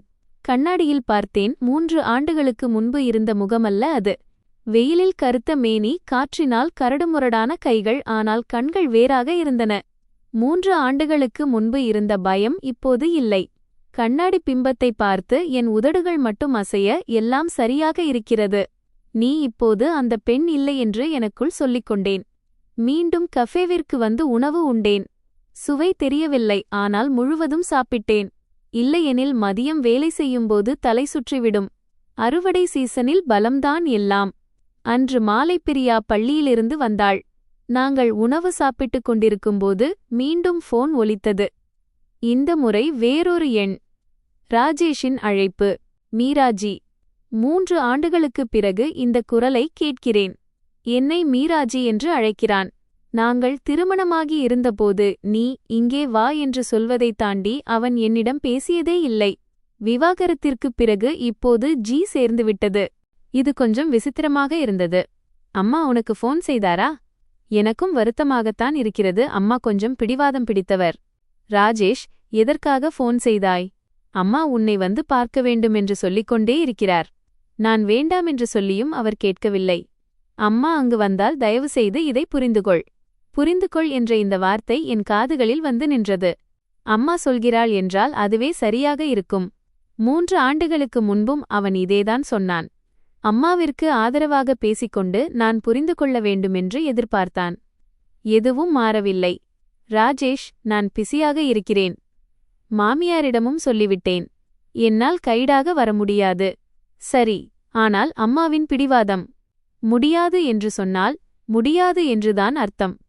போனை வைத்துவிட்டேன். இந்த முறை கைகள் நடுங்கவில்லை. ஒரு நீண்ட ஆழ்ந்த மூச்சை மட்டும் விட்டேன். பிரியா என்னை பார்த்து கொண்டிருந்தாள். அம்மா, யாருடைய ஃபோன்? யாரும் இல்லை, அப்பாவின் ஃபோன். பிரியா புத்திசாலி குழந்தை. 13 வயதிலேயே. குறிப்பு: கதையின் காலகட்டப்படி அவள் இப்போது 13 வயது. அவளுக்கு எல்லாம் புரிகிறது. ஆம், நான் பொய் சொல்லவில்லை. பிரியாவிடம் பொய் சொல்லக்கூடாது என்று முடிவெடுத்திருந்தேன். என்ன சொன்னார்? மும்பை பாட்டி கேரளா வருகிறார்களா? பிரியா கரண்டியை கீழே வைத்தாள். அவள் அவர்களை மும்பை பாட்டி என்றுதான் அழைப்பாள். கேரளாவில் இருப்பவர்கள் அவளுக்கு உண்மையான பாட்டி, மும்பையில் இருப்பவர்கள் வெறும் பாட்டி. குழந்தை தன் வழியில் உறவுகளை புரிந்து கொண்டிருந்தது. அம்மா, அவர்களை பார்க்காதே ப்ளீஸ். நிச்சயமாக பார்க்க மாட்டேன். தேங்க்யூ அம்மா. பிரியா மீண்டும் கரண்டியை எடுத்தாள். அவள் சொன்ன ஒரு வார்த்தை என் இதயத்தை நெகிழ வைத்தது. அந்த சிறுமியின் மனதிலும் காயங்கள் இருந்தன. 10 வயதில் அம்மாவின் கையை பிடித்துக்கொண்டு வீட்டை விட்டு வெளியேற்றப்பட்ட காயம். 3 ஆண்டுகளாகியும் அந்த காயம் ஆறவில்லை. அன்று இரவு பிரியாவை தூங்க வைத்துவிட்டு முற்றத்திற்கு வந்தேன். வானம் விண்மீன்களால் நிறைந்திருந்தது. மும்பையில் இப்படி நட்சத்திரங்கள் தெரியாது. அவர்கள் வருகிறார்கள் என்று நினைத்தாலே மனம் கஷ்டமாக இருந்தது. ஆனால் 3 ஆண்டுகளுக்கு முன்பு இருந்தது போன்ற பயம் இல்லை. ஒருவித பதற்றம் இருந்தது. மிகுந்த கஷ்டப்பட்டு நான் நின்று கொண்டிருக்கும் இந்த இடத்திற்கு அவர்கள் மீண்டும் வருவதை என்னால் ஏற்றுக்கொள்ள முடியவில்லை. ஆனால் அவர்கள் வரமாட்டார்கள் என்று நினைத்தேன். நான் மறுத்துவிட்டேன். ஆனால் சாவித்திரி தேவி தன் வாழ்க்கையில் இல்லை என்ற வார்த்தையை ஏற்றுப்பழகவே இல்லை என்பது எனக்கு தெரியவில்லை. 3 நாட்களுக்குப் பிறகு காலை நேரத்தில் நான் ப்ராசஸிங் லைனில் வேலை வாங்கிக் கொண்டிருந்தேன். அப்போது ஊழியர் ஒருவர் ஓடி வந்தார். முதலாளிம்மா, வாசலில் 3 விருந்தினர்கள் வந்திருக்கிறார்கள். அப்பாயின்மெண்ட் இல்லை என்கிறார்கள். சும்மா வந்திருக்கிறார்கள். டூரிஸ்டுகள் என்றால் என்ன? உள்ளே அனுப்பு. இல்லை முதலாளிம்மா, அவர்கள் உங்களை தேடி வந்திருக்கிறார்கள். அவர்கள் உங்கள் மாமியார் என்று சொல்கிறார்கள். என் கையிலிருந்த கிளிப்போடு கீழே விழுந்தது. அது தரையில் மோதிய சத்தம் இயந்திரங்களின் இரைச்சலில் மறைந்துவிட்டது. ஆனால் என் காதுகளில் அந்தச் சத்தம் எதிரொலித்தது. என் இதயம் 1 நிமிடம் நின்று துடித்தது. அவர்கள் வந்துவிட்டார்கள். நான் 2 முறை வேண்டாம் என்று சொல்லியும் வந்துவிட்டார்கள். போனில் தைரியமாக பேசிய நான் இப்போது நடுங்கினேன். என் ஏப்ரானை கழற்றவில்லை, பூட்ஸ் அப்படியே இருந்தது. தோட்டத்தின் வாசலை நோக்கி நடக்கத் தொடங்கினேன். என் கால்கள் கனமாக இருந்தன. ஒவ்வொரு அடியையும் 10 கிலோ எடையை சுமந்து கொண்டு நடப்பது போல உணர்ந்தேன். கதவு தெரிந்தது. 3 பேர் நின்று கொண்டிருந்தார்கள். என் மாமியார், என் முன்னாள் கணவர் மற்றும் அந்த புதிய மருமகள். மாமியார் மேன் அண்ட் ஸ்பைசஸ் என்ற போர்டை பார்த்து கொண்டிருந்தார். 3 ஆண்டுகளில் நான் பார்த்திராத ஒரு உணர்ச்சி அவர் முகத்தில் இருந்தது. அவர் வாய் ஆச்சரியத்தில் பிளந்திருந்தது. நான் தோட்டத்தின் கதவை நோக்கி நடந்து சென்றேன். என் பூட்ஸ் மண்ணில் படும்போது கேட்ட அந்த சரசர சத்தம் மீது என் கவனத்தைச் செலுத்தினேன். என் இதயத் துடிப்பின் சத்தம் கேட்டுவிடக்கூடாது என்பதில் கவனமாக இருந்தேன். 10 மீட்டர் தூரம் இருந்தபோது மாமியார் என்னை பார்த்தார். 3 ஆண்டுகளாகியும் அவர் மாறவில்லை. அதே சிறிய சுருள்முடி, அடர் நிறப்புடவை, தங்க வளையல்கள். எப்போதும் சிறிது கீழ்நோக்கி வளைந்திருக்கும் அவர் உதடுகள் இப்போது ஆச்சரியத்தில் பிளந்திருந்தன. போர்ட்டை பார்த்த பிறகு என்னை பார்த்ததும் அவர் முகத்தில் பல உணர்ச்சிகள் மாறி மாறி வந்தன. அதிர்ச்சி, நடுக்கம் மற்றும் ஏதோ ஒரு லாப நஷ்ட கணக்கு போடும் பார்வை. ராஜேஷ் 3 ஆண்டுகளுக்கு முன்பு இருந்த அதே நிலையில் அம்மாவிற்கு பின்னால் ஒளிந்து கொண்டு கைகளை ஜேபியில் வைத்தபடி நின்றிருந்தான். அவன் கண்களை சந்திக்கவில்லை.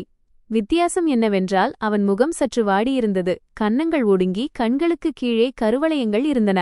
அந்த புதிய மருமகள் சோனியா தன் சன்கிளாஸை தலையில் ஏற்றி வைத்துக் கொண்டு தோட்டத்தை பார்த்து கொண்டிருந்தாள். முதலில் அவர் முகத்தில் எந்த உணர்ச்சியும் இல்லை. ஆனால் மெல்ல மெல்ல கண்கள் மாறத் தொடங்கின. கிடங்குகளைப் பார்த்தும் ட்ரக்குகளைப் பார்த்தும், கஃபேவிற்கு வெளியே நின்றிருந்த சுற்றுலாப் பயணிகளின் வரிசையைப் பார்த்தும், மலைச்சரிவு வரை பரவியிருந்த தோட்டத்தைப் பார்த்தும் அவள் தன் உதடுகளை நக்கிக் கொண்டாள். அவள் அறியாமல் செய்த இந்தச் செயலை நான் கவனித்தேன். ஆனால் அந்த பார்வை என் மனதில் ஒரு விசித்திரமான பதிவை ஏற்படுத்தியது. நான் அவர்கள் மூவருக்கும் முன்னால் சென்று நின்றேன். ஏப்ரான் அணிந்து பூட்ஸ் போட்டு கையில் கிளிப்போர்டுடன் எந்த தயாரிப்பும் இன்றி நின்றேன். ஏனோ தயாரிப்பு செய்ய வேண்டிய அவசியம் எனக்கு தோன்றவில்லை. நீங்கள் வந்துவிட்டீர்களா என்று அமைதியாக கேட்டேன். மாமியார் என்னை மேலிருந்து கீழ்வரை பார்த்தார். ஏப்ரான், பூட்ஸ், வெயிலில் கருத்த கைகள். பிறகு மீண்டும் ஒருமுறை தோட்டத்தை ஏறிட்டார். இந்த மசாலா தோட்டங்கள், இதுதான் உன் பிறந்த வீடா? இவை அனைத்தும் மசாலா நிலங்களா? மாமியாரின் வாய் மூடவே இல்லை. அவர் கண்கள் தோட்டத்திலிருந்து கிடங்குக்கும், கிடங்கிலிருந்து கஃபேவுக்கும், அங்கிருந்து ட்ரக்குகளுக்கும் அலைபாய்ந்தன. அவர் ஏதோ கணக்கிடுவது போல இருந்தது. அவர் முகத்திலேயே அவர் மனதில் ஓடும் பணக்கணக்கு தெரிந்தது. 1 கப் தேநீர் குடித்துவிட்டு போகலாமா என்று கேட்டபடி நான் நடக்கத் தொடங்கினேன். நான் நடக்கத் தொடங்கியதும் என் பின்னால் அவர்கள் மூவரின் அடிச்சத்தங்களையும் கேட்டேன். மாமியாரின் செருப்புச் சத்தம், ராஜேஷின் காலணிச் சத்தம் மற்றும் சோனியாவின் காலணிச் சத்தம். மண் பாதையில் பூட்ஸ் அணிந்து நடப்பது எளிதாக இல்லை. பின்னால் சோனியா தடுமாறும் சத்தம் கேட்டது. கஃபே செல்லும் வழியில் 2 தொழிலாளர்கள் என்னை வணங்கினார்கள். முதலாளிம்மா, கிடங்கு எண் 3இன் வெப்பநிலையை சரிபார்த்துவிட்டோம். முதலாளிம்மா, மதிய டெலிவரிக்கான பார்சல்கள் தயாராகிவிட்டன. மாமியார் ஒரு கணம் நின்றார். முதலாளிம்மா என்ற வார்த்தையை கேட்டதும் நான் திரும்பி பார்க்காமலேயே அவர்கள் என்ன நினைக்கிறார்கள் என்பதை என்னால் உணர முடிந்தது. நாங்கள் கஃபேவுக்குள் சென்றோம். 4 கப் மசாலா டீ ஆர்டர் செய்தேன். நானே பணம் கொடுத்தேன். அவர்களுக்கு உபசரிப்பு செய்ய எனக்கு உரிமை இல்லைதான். ஆனாலும் வீட்டிற்கு வந்த விருந்தினருக்கு 1 கப் டீ கொடுப்பதுதான் இங்குள்ளவர்களின் வழக்கம். இதை நான் கேரளாவில்தான் கற்றுக்கொண்டேன். மாமியார் கஃபேவைச் சுற்றிலும் பார்த்தார். அழகான உட்புற அலங்காரம், பெரிய ஜன்னல்கள் வழியாக தெரிந்த தோட்டத்தின் காட்சி, சுவரில் இருந்த தோட்டத்தின் வரலாற்று புகைப்படங்கள், சுற்றுலா பயணிகளால் நிறைந்த கஃபே என அனைத்தையும் பார்த்தார். இந்த கஃபே உன்னுடையதா? ஆம், 2 ஆண்டுகளுக்கு முன்பே இதற்கான திட்டத்தை போட்டேன். நீயா? மாமியாரின் முகம் சுருங்கியது. சமையலறையில் வேலை செய்யும் ஒரு கிராமத்துப் பெண் என்று அவர்கள் நினைத்த அதே பெண் இப்போது கஃபே நடத்துவதையும் ஆன்லைன் விற்பனை தளத்தை இயக்குவதையும் முதலாளிம்மா என்று அழைக்கப்படுவதையும் அவர்களால் நம்ப முடியவில்லை. ராஜேஷ் ஜன்னல் வழியாக வெளியே மலை வரை பரவியிருந்த தோட்டத்தை பார்த்து கொண்டிருந்தான். அவன் முகத்தில் விசித்திரமான உணர்வுகள், குற்ற உணர்ச்சி, பொறாமை என எதுவென்று சொல்லத் தெரியவில்லை. மீராஜி, இங்கே எத்தனை பேர் வேலை செய்கிறார்கள் என்று ராஜேஷ் கேட்டான். அவன் என்னை மீராஜி என்று அழைத்தது 3 ஆண்டுகளில் எங்கள் உறவில் ஏற்பட்ட மாற்றத்தை பிரதிபலித்தது. நிரந்தரமாக 15 பேர், அறுவடை சீசனில் 30 பேருக்கும் மேல். ராஜேஷ் தன் தலையை குனிந்து கொண்டான். அவனுடைய சொந்தத் தொழிலில் இப்போது 3 பேர் மட்டுமே இருக்கிறார்கள் என்பது எனக்குத் தெரியும் என்று அவனுக்கு தெரிந்திருக்காது. ஆனால் எனக்குத் தெரியும். பிரியா எப்போதாவது அவனைப் பற்றி கேட்கும்போது நான் அறியாமலேயே இணையத்தில் தேடிப் பார்ப்பேன். ராஜேஷின் தொழில் 2 ஆண்டுகளாக நஷ்டத்தில் இருந்தது. வாடிக்கையாளர்கள் ஒருவராக போய்விட்டார்கள், ஊழியர்கள் விலகிவிட்டார்கள், அலுவலகமும் சிறிய இடத்திற்கு மாறிவிட்டது. இதனால்தான் அவர்கள் கேரளா வந்திருக்கிறார்களா? வெளிநாட்டுப் பயணம் இவர்களுக்கு இப்போது கனவுதான் போலிருக்கிறது. இதையெல்லாம் நினைத்தபோது என் மனம் பாரமாக இருந்தது. எனக்கு எந்த வெற்றியும் பெரிதாக தெரியவில்லை, எல்லாம் வீணாகவே பட்டது. சோனியா மசாலா டீயை ஒரு மிடறு குடித்துவிட்டு, அக்கா, இந்த தோட்டத்தின் டர்ன்ஓவர் எவ்வளவு இருக்கும் என்று கேட்டாள். அக்கா என்று அவள் அழைத்ததும் நான் திடுக்கிட்டேன். 3 ஆண்டுகளுக்கு முன்பு மாமியார் எங்களை அறிமுகப்படுத்திய போது நாங்கள் வாசலில் ஒருமுறை மட்டுமே பார்த்து கொண்டோம். அப்போது என் பக்கம் அவள் கண்ணெடுத்துக்கூட பார்த்திருக்க மாட்டாள். ஆனால் இப்போது நான் அவளுக்கு அக்கா ஆகிவிட்டேன். தோட்டத்தின் பரப்பளவை பார்த்ததும் அவளுடைய அணுகுமுறை மாறிவிட்டது. கஃபேவுக்குள் நுழைந்ததும் அவளுடைய கண்கள் கணக்கு போடத் தொடங்கிவிட்டன. அலட்சியத்திலிருந்து ஆர்வம், ஆர்வத்திலிருந்து ஆவல், இப்போது ஒரு திட்டமிட்ட மென்மை. டர்ன்ஓவர் எவ்வளவு என்று சொல்வது கடினம். அறுவடை சீசனில் வேலை அதிகமாக இருக்கும். அட, இவ்வளவு பெரிய செட்டப்! நிஜமாகவே அற்புதமானது. எனக்கும் இப்படி ஒரு இடத்தில் வேலை செய்ய வேண்டும் என்று தோன்றுகிறது. மாமியார் சோனியாவை ஒருவிதமான பார்வையில் பார்த்தார். அந்த பார்வை கூர்மையாக இருந்தது. தன் தற்போதைய மருமகள் தன் முன்னாள் மருமகளை புகழ்வதைக் காண்பது அவருக்கு பிடிக்கவில்லை. சோனியா, டீயை குடி என்று மாமியார் பேச்சை இடைமறித்தார். சோனியா அமைதியானாள். ஆனால் அவள் கண்கள் தொடர்ந்து கஃபேவை ஆராய்ந்து கொண்டிருந்தன. டீ குடித்துக்கொண்டே மெதுவாக விஷயத்திற்கு வந்தனர். மீரா, நீ நிறைய உழைத்திருக்கிறாய். இங்கே இவ்வளவு சிறப்பாக செய்வதை பார்க்கும்போது மகிழ்ச்சியாக இருக்கிறது. மாமியார் என் பெயரை சொன்னபோது அவர் குரலில் ஒரு மென்மை இருந்தது. 3 ஆண்டுகளுக்கு முன்பு கௌரவமாக வெளியேறு என்று சொன்ன அதே மனிதரா இவர் என்று நம்ப முடியவில்லை. எங்கள் தோட்டத்தை கொஞ்சம் சுற்றிக்காட்டு. மாமி, இன்று மதியம் நான் மிஷின்களை இயக்க வேண்டும், டெலிவரி பொருட்களை பேக் செய்ய வேண்டும். நீங்கள் கஃபேவில் டீ குடித்துவிட்டு தோட்டத்தை சுற்றி பார்க்கலாம். சரி, நாங்கள் பார்த்துக்கொள்கிறோம். ஆனால் மேல்புறத்தில் உள்ள தோட்டத்திற்கு எப்படிச் செல்வீர்கள்? வழிகாட்ட ஆள் வேண்டுமே. நான் வேண்டாம் என்று மறுத்தேன். ஆனால் அவர் தன் பிடிவாதத்தில் உறுதியாக இருந்தார். போனிலும் அப்படித்தான் செய்தார். அவர் சொல்வதை கேட்கவே மாட்டார். நான் ஒரு பெருமூச்சு விட்டேன். நீங்கள் கஃபேவைச் சுற்றியும் சுற்றுலா பயணிகள் வரும் பகுதியிலும் சுற்றி பார்க்கலாம்.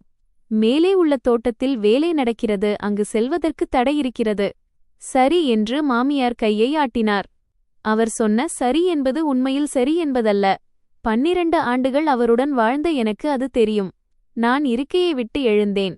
இப்போது நான் வேலைக்குச் செல்ல வேண்டும், நீங்கள் நன்றாகச் சுற்றி பாருங்கள். நான் திரும்பியதும் மாமியார் பின்னால் இருந்து மீரா என்று கூப்பிட்டார். நான் நின்றேன். நீ இவ்வளவு சாதிப்பாய் என்று நான் நினைக்கவில்லை. இதற்கு என்ன பதில் சொல்வது என்று தெரியவில்லை. இது புகழ்ச்சியா அல்லது வருத்தமா? அதனால் தலையை குனிந்து கொண்டு அங்கிருந்து வந்துவிட்டேன். ப்ராசஸிங் லைனை நோக்கிச் செல்லும்போது என் கால்களில் வலுவே இல்லை. கிடங்கின் பின்புறம் சுவரில் சாய்ந்து நின்று 1 நிமிடம் மூச்சு வாங்கினேன். வானம் உயர்ந்து நீளமாக இருந்தது. கேரளாவின் அக்டோபர் வானம் மும்பையிலிருந்து முற்றிலும் வேறானது. நான் பயப்படவில்லை என்று சொல்வது பொய். அவரை பார்த்தவுடன் அவருடன் கழித்த 12 ஆண்டுகள் நினைவுக்கு வந்தன. சமையலறை வேலை செய்பவள், கிராமத்துப் பெண் என்று அவர் இகழ்ந்த அந்த நாட்களும், அந்த வீட்டை விட்டு துரத்தப்பட்ட அந்த தருணமும் என் உடல் முழுக்க நினைவிலிருந்தது. மூளையெல்லாம் சரியாக இருக்கிறது என்று சொன்னாலும் என் உடல் நடுங்கிக் கொண்டிருந்தது. ஆனால் நான் என்னை கட்டுப்படுத்திக் கொண்டேன். நான் அழவில்லை. நான் சுருங்கவில்லை. நான் ஏப்ரான் அணிந்து பூட்ஸ் போட்டு நின்றேன். முதலாளிம்மா என்று அழைக்கப்பட்டு என் வேலையை நான் கவனித்துக் கொண்டிருந்தேன். 3 ஆண்டுகளுக்கு முன்பு இது என்னால் முடிந்திருக்காது. மாமியார் முன்னால் தலை நிமிர்த்தியிருக்க முடியாது. ஆனால் இப்போது நிலைமை வேறு. இந்த தோட்டம் என்னை மாற்றிவிட்டது. ஒரு பெருமூச்சு விட்டுவிட்டு மீண்டும் ப்ராசஸிங் லைனுக்குச் சென்றேன். கன்வேயர் பெல்ட்டில் மசாலா பொருட்கள் நகர்ந்து கொண்டிருந்தன. அந்த மசாலாக்களை பார்த்தபோது நினைத்தேன், சாவித்ரி தேவி, நீ கேலி செய்த அதே விவசாயம்தான் இன்று என்னை காப்பாற்றுகிறது. மாலை 4 மணி இருக்கும். ஆபீஸில் அமர்ந்து ஆன்லைன் ஆர்டர்களை கணக்கிட்டுக் கொண்டிருந்தேன். கஃபே ஊழியர் ஒருவன் பதற்றத்துடன் ஓடி வந்தான். முதலாளிம்மா, அந்த விருந்தினர்கள் 3 மேல்புற தோட்டத்திற்குச் சென்றுவிட்டார்கள். அங்கு அவர்கள் உங்கள் அம்மாவிடம் சிக்கிக் கொண்டார்கள். என் இதயம் ஒரு கணம் நின்றது. என் அம்மா! நான் பைத்தியக்காரி போல ஓடினேன். பூட்ஸ் அணிந்து கொண்டு சரிவான மண்பாதையில் ஓடியதில் மூச்சு வாங்கியது. மேல்புறத் தோட்டம் கண்ணில் பட்டது. என் அம்மா அங்கு நின்றிருந்தார். வேலை செய்யும் தொப்பி அணிந்து கையில் கத்தரிக்கோலுடன் மசாலா பொருட்களை பறித்துக் கொண்டிருந்தார். 3 தொழிலாளர்களும் அருகில் வேலை செய்து கொண்டிருந்தனர். அவர்களுக்கு முன்னால் என் மாமியார் நின்றிருந்தார். 2 தாய்மார்களும் நேருக்கு நேர். 3 ஆண்டுகளுக்குப் பிறகு, திருமணத்திற்குப் பிறகு முதன்முறையாக இவர்கள் இப்படிச் சந்திக்கிறார்கள். என் மாமியார் என் பிறந்த வீட்டை தாழ்வாக நினைத்ததால் அவர்களுக்குள் எந்த தொடர்பும் இருந்ததில்லை. நான் அங்கு சென்றபோது என் அம்மாதான் முதலில் பேசினார். கையில் கத்தரிக்கோலுடன் மசாலா செடிகளுக்கு நடுவே நின்று கொண்டு என் மகளை வீட்டை விட்டு வெளியேற்றிய மாமியார், இங்கே என்ன செய்கிறீர்கள்? அம்மாவின் குரல் தோட்டம் முழுவதும் எதிரொலித்தது. அவர் கத்தவில்லை, அமைதியாகத்தான் பேசினார். ஆனால் அந்த அமைதி மிகுந்த பயத்தை தருவதாக இருந்தது. காற்றில் செடிகள் அசையும் சத்தத்தை விட அமைதியாக, ஆனால் அழுத்தமாக அந்த வார்த்தைகள் இருந்தன. அந்த தோட்டமே அமைதியானது. தொழிலாளர்கள் வேலையை நிறுத்திவிட்டு எங்களை பார்த்தனர். மாமியார் அசைவற்று நின்றார். அவர் முகம் வெளிரிப்போயிருந்தது.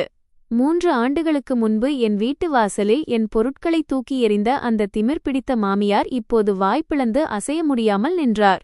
அவர் கையில் அணிந்திருந்த தங்க வளையல்கள் லேசாக நடுங்கின. லக்ஷ்மி. மாமியார் வாயிலிருந்து அந்த பெயர் வெளிவருவதற்கு மிகுந்த சிரமப்பட்டார். எனக்கு ஆச்சரியமாக இருந்தது. என் அம்மாவின் பெயர் அவர்களுக்கு நினைவிருக்கிறது.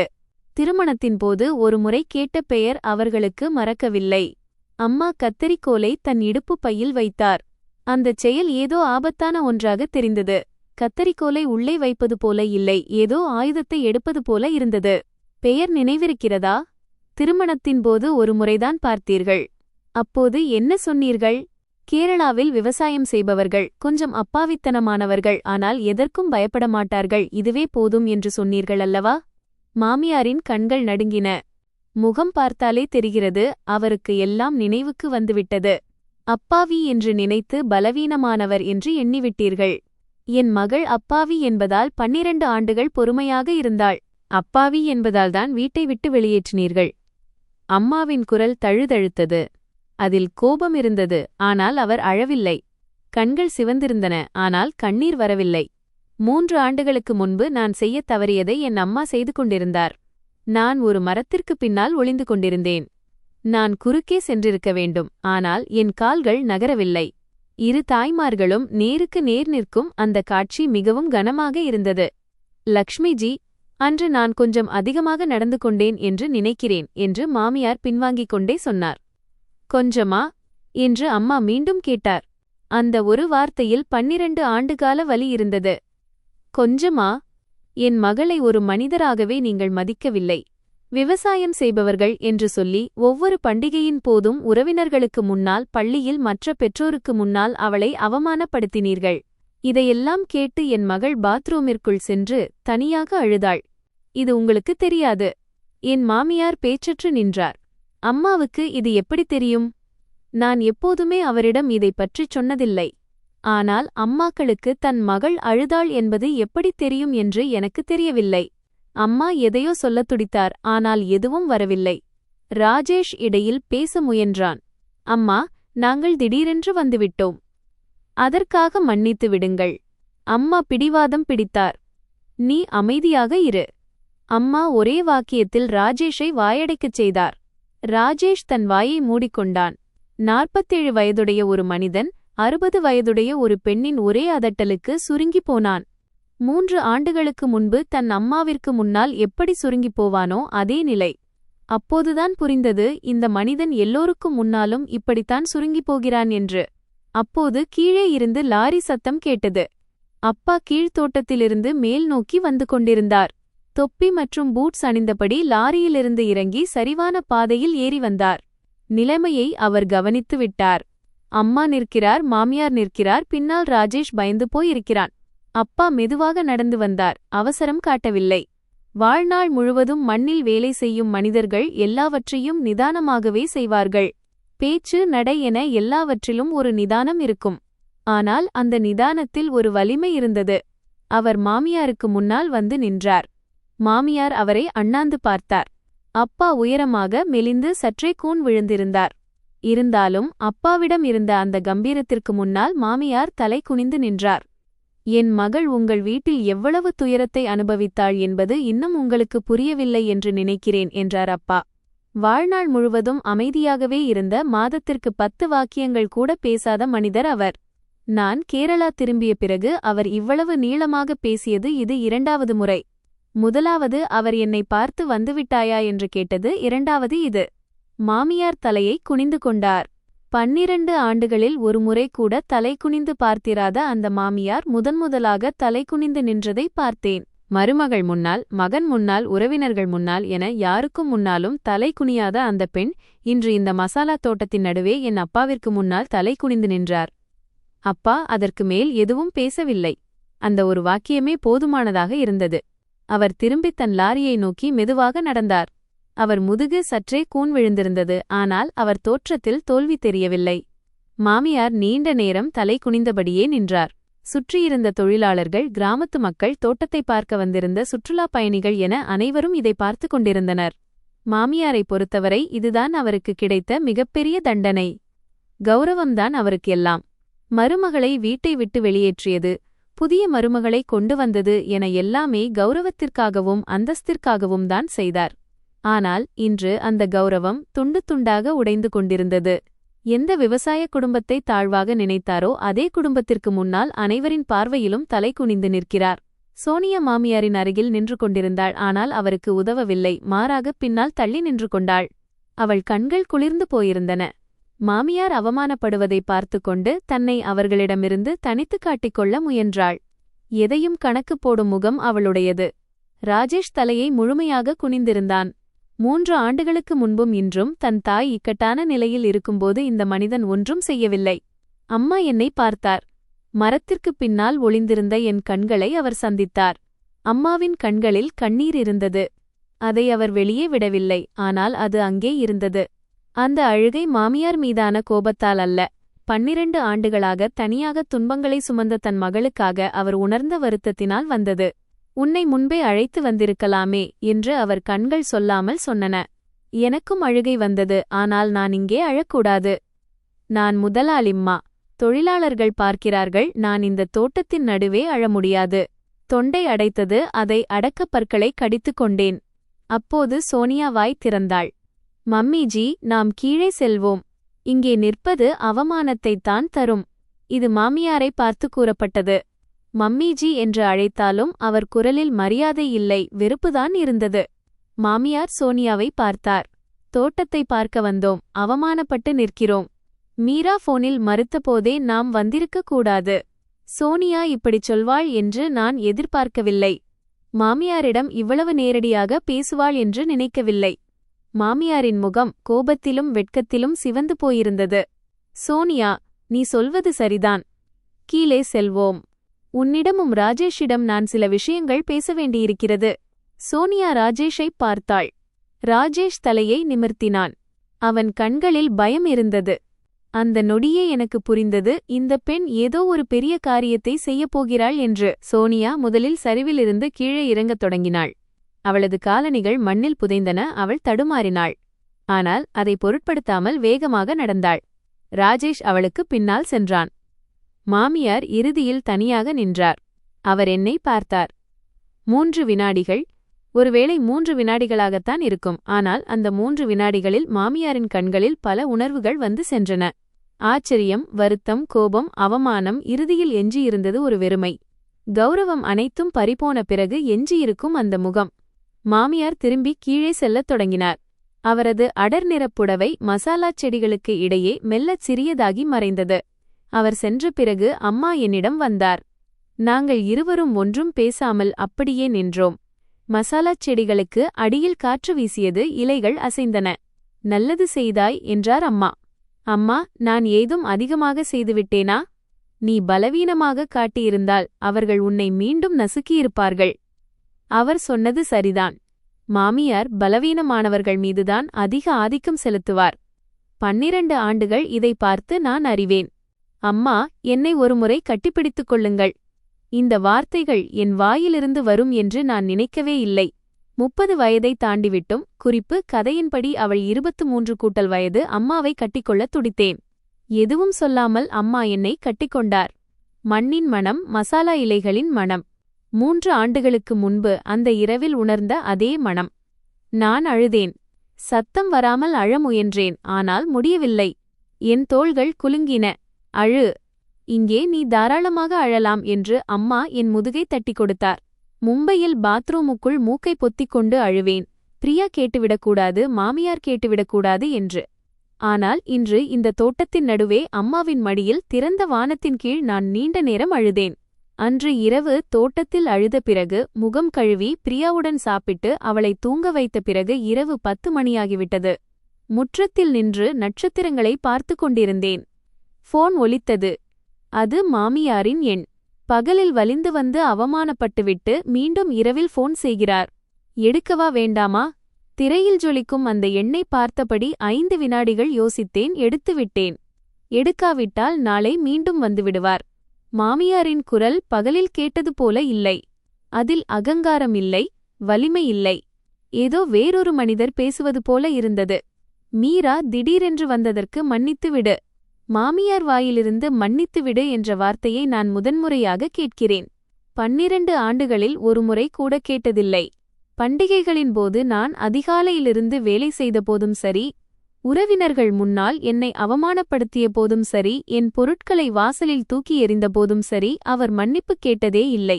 ஆனால் இன்று போனில் கேட்கிறார். நான் ஒன்றும் பேசவில்லை, கேட்டுக்கொண்டே இருந்தேன். இன்று உன் தோட்டத்தை பார்த்து நான் மிகவும் வியப்படைந்தேன். உண்மையைச் சொல்லப்போனால் உன் பிறந்த வீட்டை நான் மிகவும் குறைவாக மதிப்பிட்டுவிட்டேன். விவசாயம் செய்பவர்கள் என்று சொல்லி உன்னை அவமானப்படுத்தினேன். அது என் தவறு. என் இதயம் துடித்தது. ஆனால் அதன் துடிப்பு 3 ஆண்டுகளுக்கு முன்பு இருந்ததைப் போல பயத்தால் அல்ல, இன்று கோபத்தால் துடித்தது. தோட்டத்தை பார்த்த பிறகுதான் அவர்களுக்கு தங்கள் தவறு புரிகிறது. அந்த தோட்டத்தின் பரப்பளவை பார்த்த பிறகுதான் அவர்கள் ஒப்புக்கொள்கிறார்கள். என் தோட்டம் ஒரு சிறிய நிலமாக இருந்திருந்தால் மாமியார் இப்போதும் இன்னும் மசாலாக்களைத்தான் பறிக்கிறாயா என்று ஏளனம் செய்து சிரித்திருப்பார். இது தவறை உணர்ந்ததல்ல, பணத்தின் மதிப்பைக் கண்டு மாறிய அணுகுமுறை. இதை நினைத்தாலே என் ரத்தம் கொதித்தது. மீரா, நான் உன்னிடம் ஒன்று சொல்ல வேண்டும்.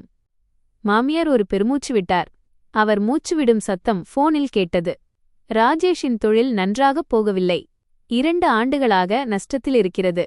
வாடிக்கையாளர்கள் அனைவரும் சென்றுவிட்டார்கள். 3 ஊழியர்கள் மட்டுமே இருக்கிறார்கள். இது எனக்கு ஏற்கனவே தெரியும், ஆனால் நான் எதுவும் சொல்லவில்லை. அந்த சோனியா, அவள் பணத்தை மட்டுமே செலவு செய்கிறாள். வீட்டு வேலை எதையும் செய்வதில்லை. ராஜேஷையும் எப்பொழுதும் ஏளனம் செய்து கொண்டிருக்கிறாள். எனக்கு தோன்றுகிறது. மாமியார் பேச்சை பாதியிலேயே நிறுத்தினார். சுருக்கமாக சொன்னால், தான் தேர்ந்தெடுத்த மருமகள் அவருக்கு பிடிக்கவில்லை. மீராஜி, நீ ராஜேஷுடன் மீண்டும் சேர்ந்து வாழ்வது பற்றி யோசிக்க முடியுமா? நான் அப்படியே உறைந்துவிட்டேன். என் மூச்சு நின்றது. முற்றத்தில் குளிர்ந்த காற்று வீசியது. நட்சத்திரங்கள் தெரிந்தன. ஆனால் எனக்கு எதுவும் கேட்கவில்லை. காற்றின் சத்தமோ பூச்சிகளின் சத்தமோ, தூரத்தில் கேட்ட கடலின் அலைகளோ என அனைத்தும் அடங்கிவிட்டன. என்ன சொன்னீர்கள்? ராஜேஷ் இன்று மிகவும் கவலையாக இருக்கிறான். தொழிலைப் பற்றியும் சோனியாவுடனான உறவைப் பற்றியும். எனக்கு தோன்றுகிறது, ராஜேஷின் இதயத்தில் இன்னும் உனக்கு ஒரு இடம் இருக்கிறது என்று. இடம் இருக்கிறது - இந்த வார்த்தை என் காதுகளில் ஊசியாக குத்தியது. 12 ஆண்டுகளாக தன் தாயின் பின்னால் ஒளிந்து கொண்டு என்னை ஒருமுறை கூட காப்பாற்றாத மனிதன். விவாகரத்தின் போது அம்மா சொல்கிறாள், அதனால் உன்னை விடுகிறேன் என்று சொன்ன மனிதன். 3 ஆண்டுகள் தன் மகளின் பிறந்த நாளுக்கு ஒரு ஃபோன் கூட செய்யாத மனிதன். அந்த மனிதனின் இதயத்தில் எனக்காக இடமா? மாமி, சொல் மீரா. நீங்கள் மீண்டும் என்னை திருமணம் செய்து கொள்ளச் சொல்கிறீர்களா? ஆம், நான் செய்த தவறை ஒப்புக்கொள்கிறேன். உன்னை வீட்டை விட்டு வெளியேற்றியது என் தவறு. அதனால். மாமி, நான் அவர் பேச்சை இடைமறித்தேன். என் வாழ்க்கையில் முதன்முறையாக மாமியாரின் பேச்சை தடுத்தேன். நான் உங்கள் வீட்டிலிருந்த 12 ஆண்டுகளில் என்னை ஒரு மனிதராகவே நீங்கள் மதிக்கவில்லை. ஒவ்வொரு பண்டிகையின் போதும் நான் மட்டும் தனியாக சமையலறையில் இருந்தேன். உறவினர்கள் முன்னால் கிராமத்துக்காரி சமையல் மட்டும் நன்றாகச் செய்வாள் என்று ஏளனம் செய்ததை கேட்டிருக்கிறேன். பெற்றோர் ஆசிரியர் கூட்டத்தில் விவசாயிகள் என்று அவர்கள் கேலி செய்தபோது நீங்கள் சிரித்துக்கொண்டே பக்கத்தில் நின்றிருந்தீர்கள். நான் பாத்ரூமில் துண்டை வாயில் திணித்துக்கொண்டு அழுதிருக்கிறேன். என் குரல் நடுங்கியது, ஆனால் நான் நிறுத்தவில்லை. ராஜேஷ் ஒருமுறை கூட என் பக்கம் நின்றதில்லை.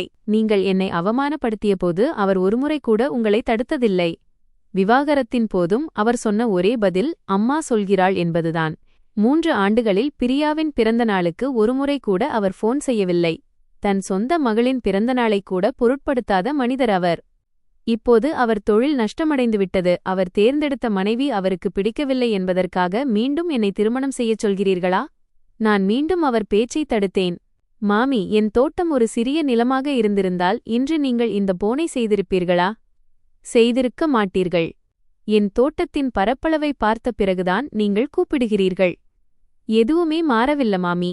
12 ஆண்டுகளுக்கு முன்பும் இன்றும் உங்களுக்கு தேவை அந்தஸ்து மட்டுமே. மாமியார் நீண்ட நேரம் அமைதியாக இருந்தார். போனில் அவரது மூச்சுவிடும் சத்தம் மட்டுமே கேட்டது. மாமி, நான் நன்றாக இருக்கிறேன். இதைச் சொல்லும்போது என் குரல் நடுங்கவில்லை. 3 ஆண்டுகளுக்கு முன்பு என்றால் நான் அழுதிருப்பேன், தொண்டை அடைத்திருக்கும், கண்கள் சிவந்திருக்கும். ஆனால் இப்போது நான் அமைதியாக இருந்தேன். காற்றோட்டமான அந்த முற்றத்தில் நின்று நட்சத்திரங்களை பார்த்தபடி என் சொந்த காலில் நிற்பதை உணர்ந்தேன். பிரியா இங்கே மிகவும் மகிழ்ச்சியாக வளர்கிறாள். தோட்டமும் நன்றாக போய்க் கொண்டிருக்கிறது. இப்போது என்னை யாரும் வீட்டை விட்டு வெளியேற்ற முடியாது. தயவுசெய்து மீண்டும் ஃபோன் செய்யாதீர்கள் மாமி. நான் ஃபோனை வைத்துவிட்டேன்.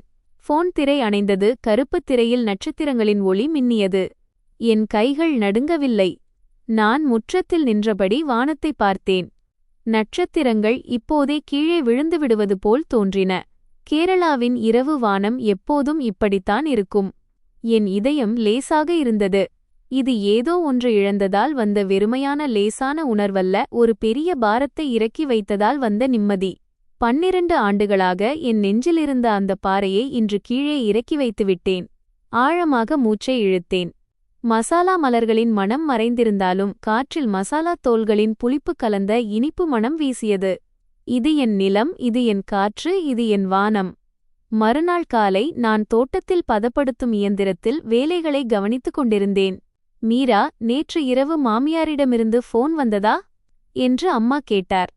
அப்பா சொல்லியிருப்பார். அவர் என்னை இரவு முற்றத்தில் பேசிக் கொண்டிருப்பதை செவியுற்றிருக்கலாம்.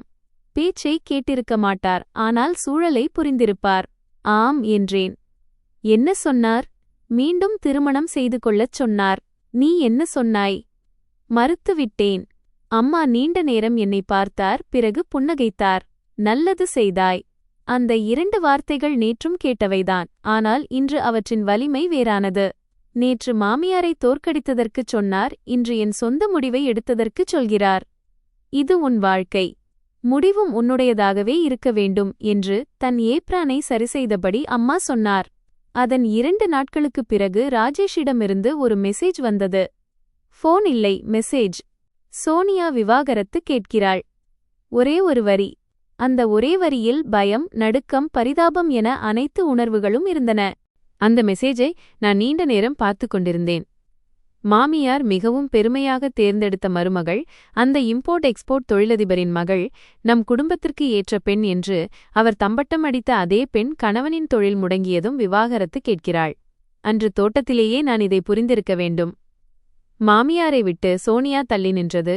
தொழிலின் வருமானம் பற்றி அவள் கேட்ட கேள்விகள், நாம் கீழே செல்வோம் என்று அவள் சொன்னது என அனைத்தும் இன்று ஒன்றாக தெரிகிறது. அந்த பெண் மாமியாரின் அந்தஸ்தையும் பணத்தையும் பார்த்துதான் வந்தாள். பணம் தீர்ந்ததும் சென்றுவிட்டாள். ராஜேஷிடமிருந்து இன்னொரு மெசேஜ் வந்தது. அம்மாவுக்கு பெரிய அதிர்ச்சி. அவர் சாப்பிடவே இல்லை. நான் ஃபோனை கீழே வைத்துவிட்டேன். சாப்பிடவில்லையா? தான் தேர்ந்தெடுத்த மருமகளால் கைவிடப்பட்டால் எப்படி இருக்கும் என்பதை இப்போதுதான் மாமியார் உணர்கிறார். 3 ஆண்டுகளுக்கு முன்பு மாமியார் என்னிடம் சொன்ன வார்த்தைகள் நினைவுக்கு வந்தன. கௌரவத்துடன் வீட்டை விட்டு வெளியேறு. இப்போது அதே வார்த்தைகளை சோனியா மாமியாரிடம் சொல்கிறாள். அதே கதைதான். பணம் தீர்ந்தால் உறவும் தீர்ந்தது. நான் மகிழ்ச்சியாக இருக்க வேண்டும், ஆனால் இல்லை. எல்லாம் அர்த்தமற்றதாக தெரிந்தது. ராஜேஷிடம் பதில் அனுப்பினேன். இந்த விஷயங்களில் எனக்கு இனி எந்த தொடர்பும் இல்லை. நீ உன்னை பார்த்துக்கொள். அதுவே எங்கள் கடைசி பேச்சாக இருந்தது. அந்த வாரம் ஞாயிற்றுக்கிழமை பிரியாவுடன் தோட்டத்திற்குச் சென்றேன். மாலை நேரத்து வெயில் மென்மையாக இருந்தது. இலைகள் காற்றில் அசைந்தன. நாங்கள் மசாலாச் செடிகளுக்கு இடையே நடந்தோம். பிரியா ஓடிச் சென்று மசாலாக்களை பறித்துக் கொண்டிருந்தாள். அம்மா, இதை பார், எவ்வளவு பெரிதாக இருக்கிறது என்று 13 வயது சிறுமியாக தன் 2 கைகளிலும் மசாலாக்களுடன் ஓடி வந்தாள். வெயிலில் அவளது முகம் சற்றே கருத்திருந்தது. கேரளாவின் காற்றில் வளர்ந்த குழந்தை அவள். ஆமாம், இதுதான் இந்த ஆண்டிலேயே மிகப்பெரியது இல்லையா? நிச்சயமாக இதை நானாஜிக்கு கொடுப்பேன். பிரியா மீண்டும் ஓடினாள். செடிகளுக்கு இடையே மறைந்த அவளது ஓட்டத்தை பார்த்தபடி நான் நின்றேன். 3 ஆண்டுகளுக்கு முன்பு அதே நாளில் என் கைவிடப்பட்ட சூட்கேஸ், தரையில் விழுந்த என் உடைகள். அம்மா, நாம் எங்கே போகிறோம் என்று என் காலை கட்டிக்கொண்டு அழுத அந்த 10 வயது சிறுமியின் குரல் நினைவுக்கு வந்தது. அம்மா உன்னை பாதுகாப்பாள் என்று அன்று இரவு பிரியாவின் அறையில் நான் கொடுத்த வாக்குறுதி என்ன ஆனது? அதை நான் காப்பாற்றிவிட்டேன். நாங்கள் இன்று இந்த இடத்திற்கு வந்து சேர்ந்துவிட்டோம். தொண்டை அடைத்தது. ஆனால் இந்த முறை அந்த துளிகள் வலியால் வரவில்லை, நிம்மதியால் வந்தன. கீழ்த்தோட்டத்திலிருந்து அம்மா வந்தார். அவரது கூடையில் மசாலாக்கள் நிறைந்திருந்தன. மீரா பிரியா மேலே மசாலாக்களை பறிக்கிறாள். அந்த பெண்ணுக்கு இந்த தோட்டம் மிகவும் பிடித்திருக்கிறது என்று அம்மா புன்னகைத்தார். அப்பா லாரியை ஓட்டிக்கொண்டு சென்றார். ஜன்னல் வழியாக தன் தொப்பியை சற்றே உயர்த்தி சைகை செய்தார். அப்பாவின் அந்தச் சலாம் எப்போதும் அப்படித்தான். வார்த்தைகளால் அல்ல, செயல்களால் பேசுவார். தோட்டத்தில் நாங்கள் 4 மட்டுமே இருந்தோம். நான், பிரியா, அம்மா மற்றும் அப்பா. இதுதான் என் குடும்பம். எந்த குடும்பத்தை மாமியார் தகுதியற்றது என்று கருதினாரோ, எந்த விவசாய குடும்பத்தை தாழ்வாக நினைத்தாரோ, அதே குடும்பம்தான் நான் உடைந்திருந்தபோது என்னை தூக்கி நிறுத்தியது. எந்தவித ஐயமும் இன்றி, எதையும் கேட்காமல் அவர்கள் எனக்கு ஆதரவாக நின்றனர். காற்று வீசியது. மசாலாக்களின் மணம் தோட்டம் முழுவதும் பரவியது. நான் அங்கேயே நின்று நீண்ட நேரம் வேடிக்கை பார்த்தேன். மலைச்சரிவு வரை பறந்து விரிந்த செடிகள், மசாலாக்கள் நிறைந்த கிளைகள், அவற்றுக்கு இடையே ஓடும் பிரியா, கீழே இருந்து வரும் அம்மா, லாரியை ஓட்டிக்கொண்டு செல்லும் அப்பா. இதுதான் என் வாழ்க்கை. இப்போது என்னை யாரும் வீட்டை விட்டு வெளியேற்ற முடியாது. நான் இனி சிறியவள் அல்ல. மம்மி, இங்க வாங்க. நிறைய மசாலாக்கள் இருக்கின்றன. தோட்டத்தின் மறுபக்கத்திலிருந்து பிரியாவின் குரல் கேட்டது. வருகிறேன். நானும் ஓடினேன். பூட்ஸ் அணிந்து கொண்டு தோட்டத்திற்குள் ஓடுவது 30 வயதுக்கு மேல் கதையின் காலத்தை பொறுத்து வேடிக்கையாக இருக்கலாம். ஆனால் பரவாயில்லை. காற்று என் முடியை பறக்கவிட்டது. ஓடும்போது நான் சிரித்தேன். எதற்கும் காரணம் இல்லாமல் சும்மா சிரித்தேன். இன்னும் 1 ஆண்டு கடந்தது. நான் கேரளா திரும்பி 4 ஆண்டுகள் ஆகிவிட்டன. விடியற்காலை 6 மணிக்கே எழுந்து விடுகிறேன், அலாரம் இல்லாமலேயே. மும்பையில் இரவு 3 மணி வரை தூக்கம் வராமல் புரண்டு கொண்டிருப்பேன். 6 மணிக்கு எழும்போதே மிகுந்த சிரமமாக இருக்கும். ஆனால் இங்கே 6 மணிக்கு கண் விழிக்கும்போது உடல் மிகவும் லேசாக இருக்கிறது. ஜன்னலைத் திறந்தால் மசாலாக்களின் மணம் வீசுகிறது. இன்றும் ஜன்னலைத் திறந்தேன். அக்டோபர் மாத காலை கேரளாவில் குளிர்ச்சியாக இருக்கிறது. காற்றில் இலைகளின் சலசலப்பு, தூரத்தில் கடல் தெரிகிறது. காலையின் சூரிய ஒளி நீரின் மீது வெள்ளிப்பட்டை போல படர்கிறது. நான் கிளம்புகிறேன் என்று பிரியா கதவருகே இருந்து கத்தினாள். 14 வயதாகிவிட்டது. 9ஆம் வகுப்பு. பள்ளிப்பையை மாட்டிக்கொண்டு அவள் ஓடும் சத்தம் கேட்டது. கதவு பலமாக மூடியது. கதவை மெதுவாக மூடு என்று நான் கத்தினேன். ஆனால் அவள் சென்றுவிட்டாள். என்னையே அறியாமல் சிரித்துக் கொண்டேன். காலை 8 மணிக்கு தோட்டத்திற்குச் சென்றேன். இந்த ஆண்டு மசாலா விளைச்சல் கடந்த ஆண்டை விட 20% அதிகம். ஆன்லைன் ஆர்டர்கள் 3 மடங்கு அதிகரித்துள்ளன. பண்ணை தங்குமிடங்கள் 2 மாதங்களுக்கு முன்பே முன்பதிவு செய்யப்பட்டுவிட்டன. வாரந்தோறும் 20க்கும் மேற்பட்ட சுற்றுலாப் பயணிகள் வருகின்றனர். அலுவலகத்தில் அமர்ந்து ஆர்டர்களை பார்த்து கொண்டிருந்தபோது ஊழியர் ஒருவர் கதவை தட்டினார். முதலாளிம்மா, மும்பையிலிருந்து ஒரு டிவி சேனல் ஃபோன் செய்திருக்கிறார்கள். நம் தோட்டத்தை பற்றி நிகழ்ச்சி எடுக்க வேண்டுமாம். எந்த சேனல்? டிடி கிசான், இடி கிசான். நான் சிரித்துக்கொண்டேன்.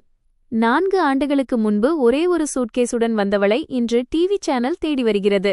எவ்வளவு விசித்திரமானது! அடுத்த வாரத்திற்கு நேரம் ஒதுக்குங்கள். சரி முதலாளிம்மா. முதலாளிம்மா, மாலிகிம் என்ற சொல் ஆரம்பத்தில் அஜீப அந்நியமாக இருந்தது. ஆனால் இப்போது என் பெயரோடு ஒன்றிப் போய்விட்டது. சில சமயம் தனியாக இருக்கும்போது இந்தச் சொல்லை பற்றி நினைப்பேன். இதை கேட்டால் மாமியாரின் முகம் எப்படி மாறும் என்று. அப்பா தொண்டையை சுத்தம் செய்யும் ஒலி. இப்போது நன்றாக ஓய்வெடுக்கிறார். நான் தோட்டத்தை பொறுப்பேற்றதிலிருந்து அப்பா காலையில் மட்டும் தோட்டத்திற்குச் சென்றுவிட்டு மதியம் ஓய்வெடுக்கிறார். அவருக்கு 77 வயதாகிறது. வாழ்நாள் முழுவதும் மண்ணிலேயே வாழ்ந்த ஒரு மனிதரை ஓய்வெடு என்று சொல்வது எளிதல்ல. ஆனால் நான் ஒரே ஆண்டில் வருவாயை 2 மடங்காக உயர்த்திய பிறகு அப்பா ஏற்றுக்கொண்டார். ஒரு மாலை மது அருந்திக் கொண்டிருந்தபோது அப்பா சொன்னார், யாரை விட? என்னை விட. மீரா தோட்டத்தை என்னைவிட சிறப்பாக நடத்துகிறாள். அப்பா புன்னகைத்தார். அவர் மிகக் குறைவாகத்தான் சிரிப்பார். சுருக்கங்கள் விழுந்த அந்த முகத்தில் சிரிப்பு விரியும்போது அதுவே உலகின் அழகிய காட்சியாக இருக்கும். அம்மா கஃபேவில் புதிய சமையல் குறிப்புகளை முயற்சிப்பதில் மும்முரமாக இருக்கிறார். Masala jam, masala muffin, masala syrup என பல. சமீபத்தில் மசாலா மதுபானம் தயாரிக்கவும் முயன்றார். அம்மா தயாரிக்கும் ஜாமை வாங்க சுற்றுலா பயணிகள் வரிசையில் நிற்கிறார்கள். இது பல மாதங்களுக்குத் தாங்காது என்று நான் சொன்னால் என்ன உளறுகிறாய்? இந்த தோட்டம்தான் முக்கியமானது என்று அம்மா கிண்டல் செய்வார். ஆனால் அவர் உதட்டில் எப்போதும் ஒரு மெல்லிய புன்னகை இருக்கும். இதுதான் எங்கள் குடும்பம். பிணைப்புடன் கூடிய அன்பு. மும்பை செய்திகள் அவ்வப்போது வந்து சேரும். நான் தேடிச் செல்வதில்லை, செய்திகளே என்னை தேடி வரும். ராஜேஷின் தொழில் முற்றிலும் முடங்கிவிட்டது. அலுவலகத்தை காலி செய்துவிட்டார்கள். ஊழியர்கள் அனைவரையும் நீக்கிவிட்டார்கள். அவன் தன் தாயின் வீட்டில்தான் இருக்கிறான். என்ன செய்கிறான் என்று தெரியவில்லை. சோனியா விவாகரத்து வழக்கு தொடுத்துவிட்டு சொத்துக்காக கடந்த 6 மாதங்களாக நீதிமன்றத்தில் போராடுகிறாள். அவள் மாமியாரின் பெயரிலுள்ள அபார்ட்மெண்ட்டை கேட்கிறாள். மாமியார் மிகவும் பெருமையாக தேர்ந்தெடுத்த அந்த மருமகள் இப்போது மாமியாரையே வஞ்சிக்கிறாள். மாமியார் மிகவும் பலவீனமடைந்துவிட்டதாக கேள்விப்பட்டேன். யார் சொன்னது என்று தெரியவில்லை. கிராமத்தில் தெரிந்தவர்களோ அல்லது ராஜேஷின் நண்பர்களோ சொல்ல கேட்டிருக்கலாம். அவர் சரியாக சாப்பிடுவதில்லை, வெளியே வருவதில்லை, வீட்டிற்குள்ளேயே முடங்கி கிடக்கிறார். இதை கேட்டபோது எனக்கு எப்படி இருந்தது? உண்மையைச் சொல்லப்போனால் எந்த உணர்வும் இல்லை. 1 வருடம் முன்பு வரை ஏதோ ஒரு அர்த்தமற்ற வெறுமையை உணர்ந்தேன். ஆனால் இப்போது அதுவும் இல்லை. ஏதோ ஒரு தூரத்து தேசத்து கதையைப் போலத் தெரிகிறது. மாமியார் என்னை துளைத்த அந்த வலி என் உள்ளிருந்து நீங்கிவிட்டது. அது காலியான உணர்வுதான், ஆனால் அதில் வலிக்கவில்லை. காயம் ஆறிய பிறகு வடு மட்டுமே எஞ்சியிருக்கும். அந்த வடுவை நாம் அடிக்கடி தொட்டு பார்ப்பதில்லையே, அப்படித்தான் இருந்தது. பிரியா நன்றாக வளர்ந்துவிட்டாள். 14 வயதில் என் உயரத்திற்கு வந்துவிட்டாள். பள்ளியில் அவளுக்கு நிறைய நண்பர்கள். அவள் கேரள மொழியையும் பேசுகிறாள். கசம், உறுதி போன்ற சொற்கள் அவள் நாவிலேயே இருக்கின்றன. மும்பை ஹிந்தி கேரள மலையாளமாக மாறிக்கொண்டிருக்கிறது. பிரியா தோட்ட வேலைகளில் உதவுகிறாள். வார விடுமுறையில் சுற்றுலா பயணிகளுக்கு வழிகாட்டியாக இருக்கிறாள். அவர்களுக்கு மசாலா பறிக்க கற்றுத்தருகிறாள். அவர்களின் படங்களை எடுக்கிறாள். ஒரு நாள் அவள் சொன்னாள், மம்மி, நான் வளர்ந்த பிறகு இந்த தோட்டத்தை நானே கவனித்துக் கொள்வேன். யார் சொன்னது? நானாஜி அப்பா சொன்னார். அவர் சொன்னார், அவர் இதை உனக்கு கொடுப்பார் என்று. ஆனால் நீ என்ன செய்ய விரும்புகிறாய்? மசாலா தோட்டத்தின் முதலாளி, கூடவே ஆன்லைன் கஃபேவையும் நானே நடத்துவேன். நான் சிரித்துவிட்டேன். 4 ஆண்டுகளுக்கு முன்பு லிஃப்டில் அழுது கொண்டிருந்த அந்த சிறுமியும் இப்போது பேசும் இவளும் ஒருவளா? சரி, நீ செய்ய விரும்பினால் தாராளமாகச் செய். நிஜமாவா மம்மி? எனக்கு அனுமதி கொடுத்துவிட்டாயா? அனுமதியா? இது உன் வாழ்க்கை. முடிவும் உன்னுடையதாகவே இருக்க வேண்டும். இதைச் சொன்னபோது நான் 1 நிமிடம் திகைத்தேன். சரியாக என் அம்மா என்னிடம் சொன்ன அதே வார்த்தைகள். அம்மாவிடமிருந்து எனக்கு, என்னிடமிருந்து பிரியாவுக்கு என்று ஒரு சங்கிலித் தொடர் போல இது நகர்ந்து கொண்டிருக்கிறது. நவம்பர் மாதம் ஒரு நாள் அறுவடை முடிந்த பிறகு தோட்டத்தின் உயரமான உச்சிக்குச் சென்றேன். தனியாக. சூரியன் மறையும் நேரம். அந்த உச்சியிலிருந்து பார்த்தால் தோட்டம் முழுவதுமாக தெரியும். மசாலாச் செடிகள், கஃபே வாகனங்கள், பார்க்கிங்கில் நிற்கும் லாரி, அதற்கு அப்பால் கடல். சூரியன் கடலுக்குள் மூழ்கிக் கொண்டிருந்தது. எல்லாம் ஆரஞ்சு நிறம். வானம், கடல், மசாலாக்கள் என உலகம் முழுவதுமே ஆரஞ்சு மயமாக மாறியிருந்தது. காற்று வீசியது. என் தலைமுடி பறந்தது.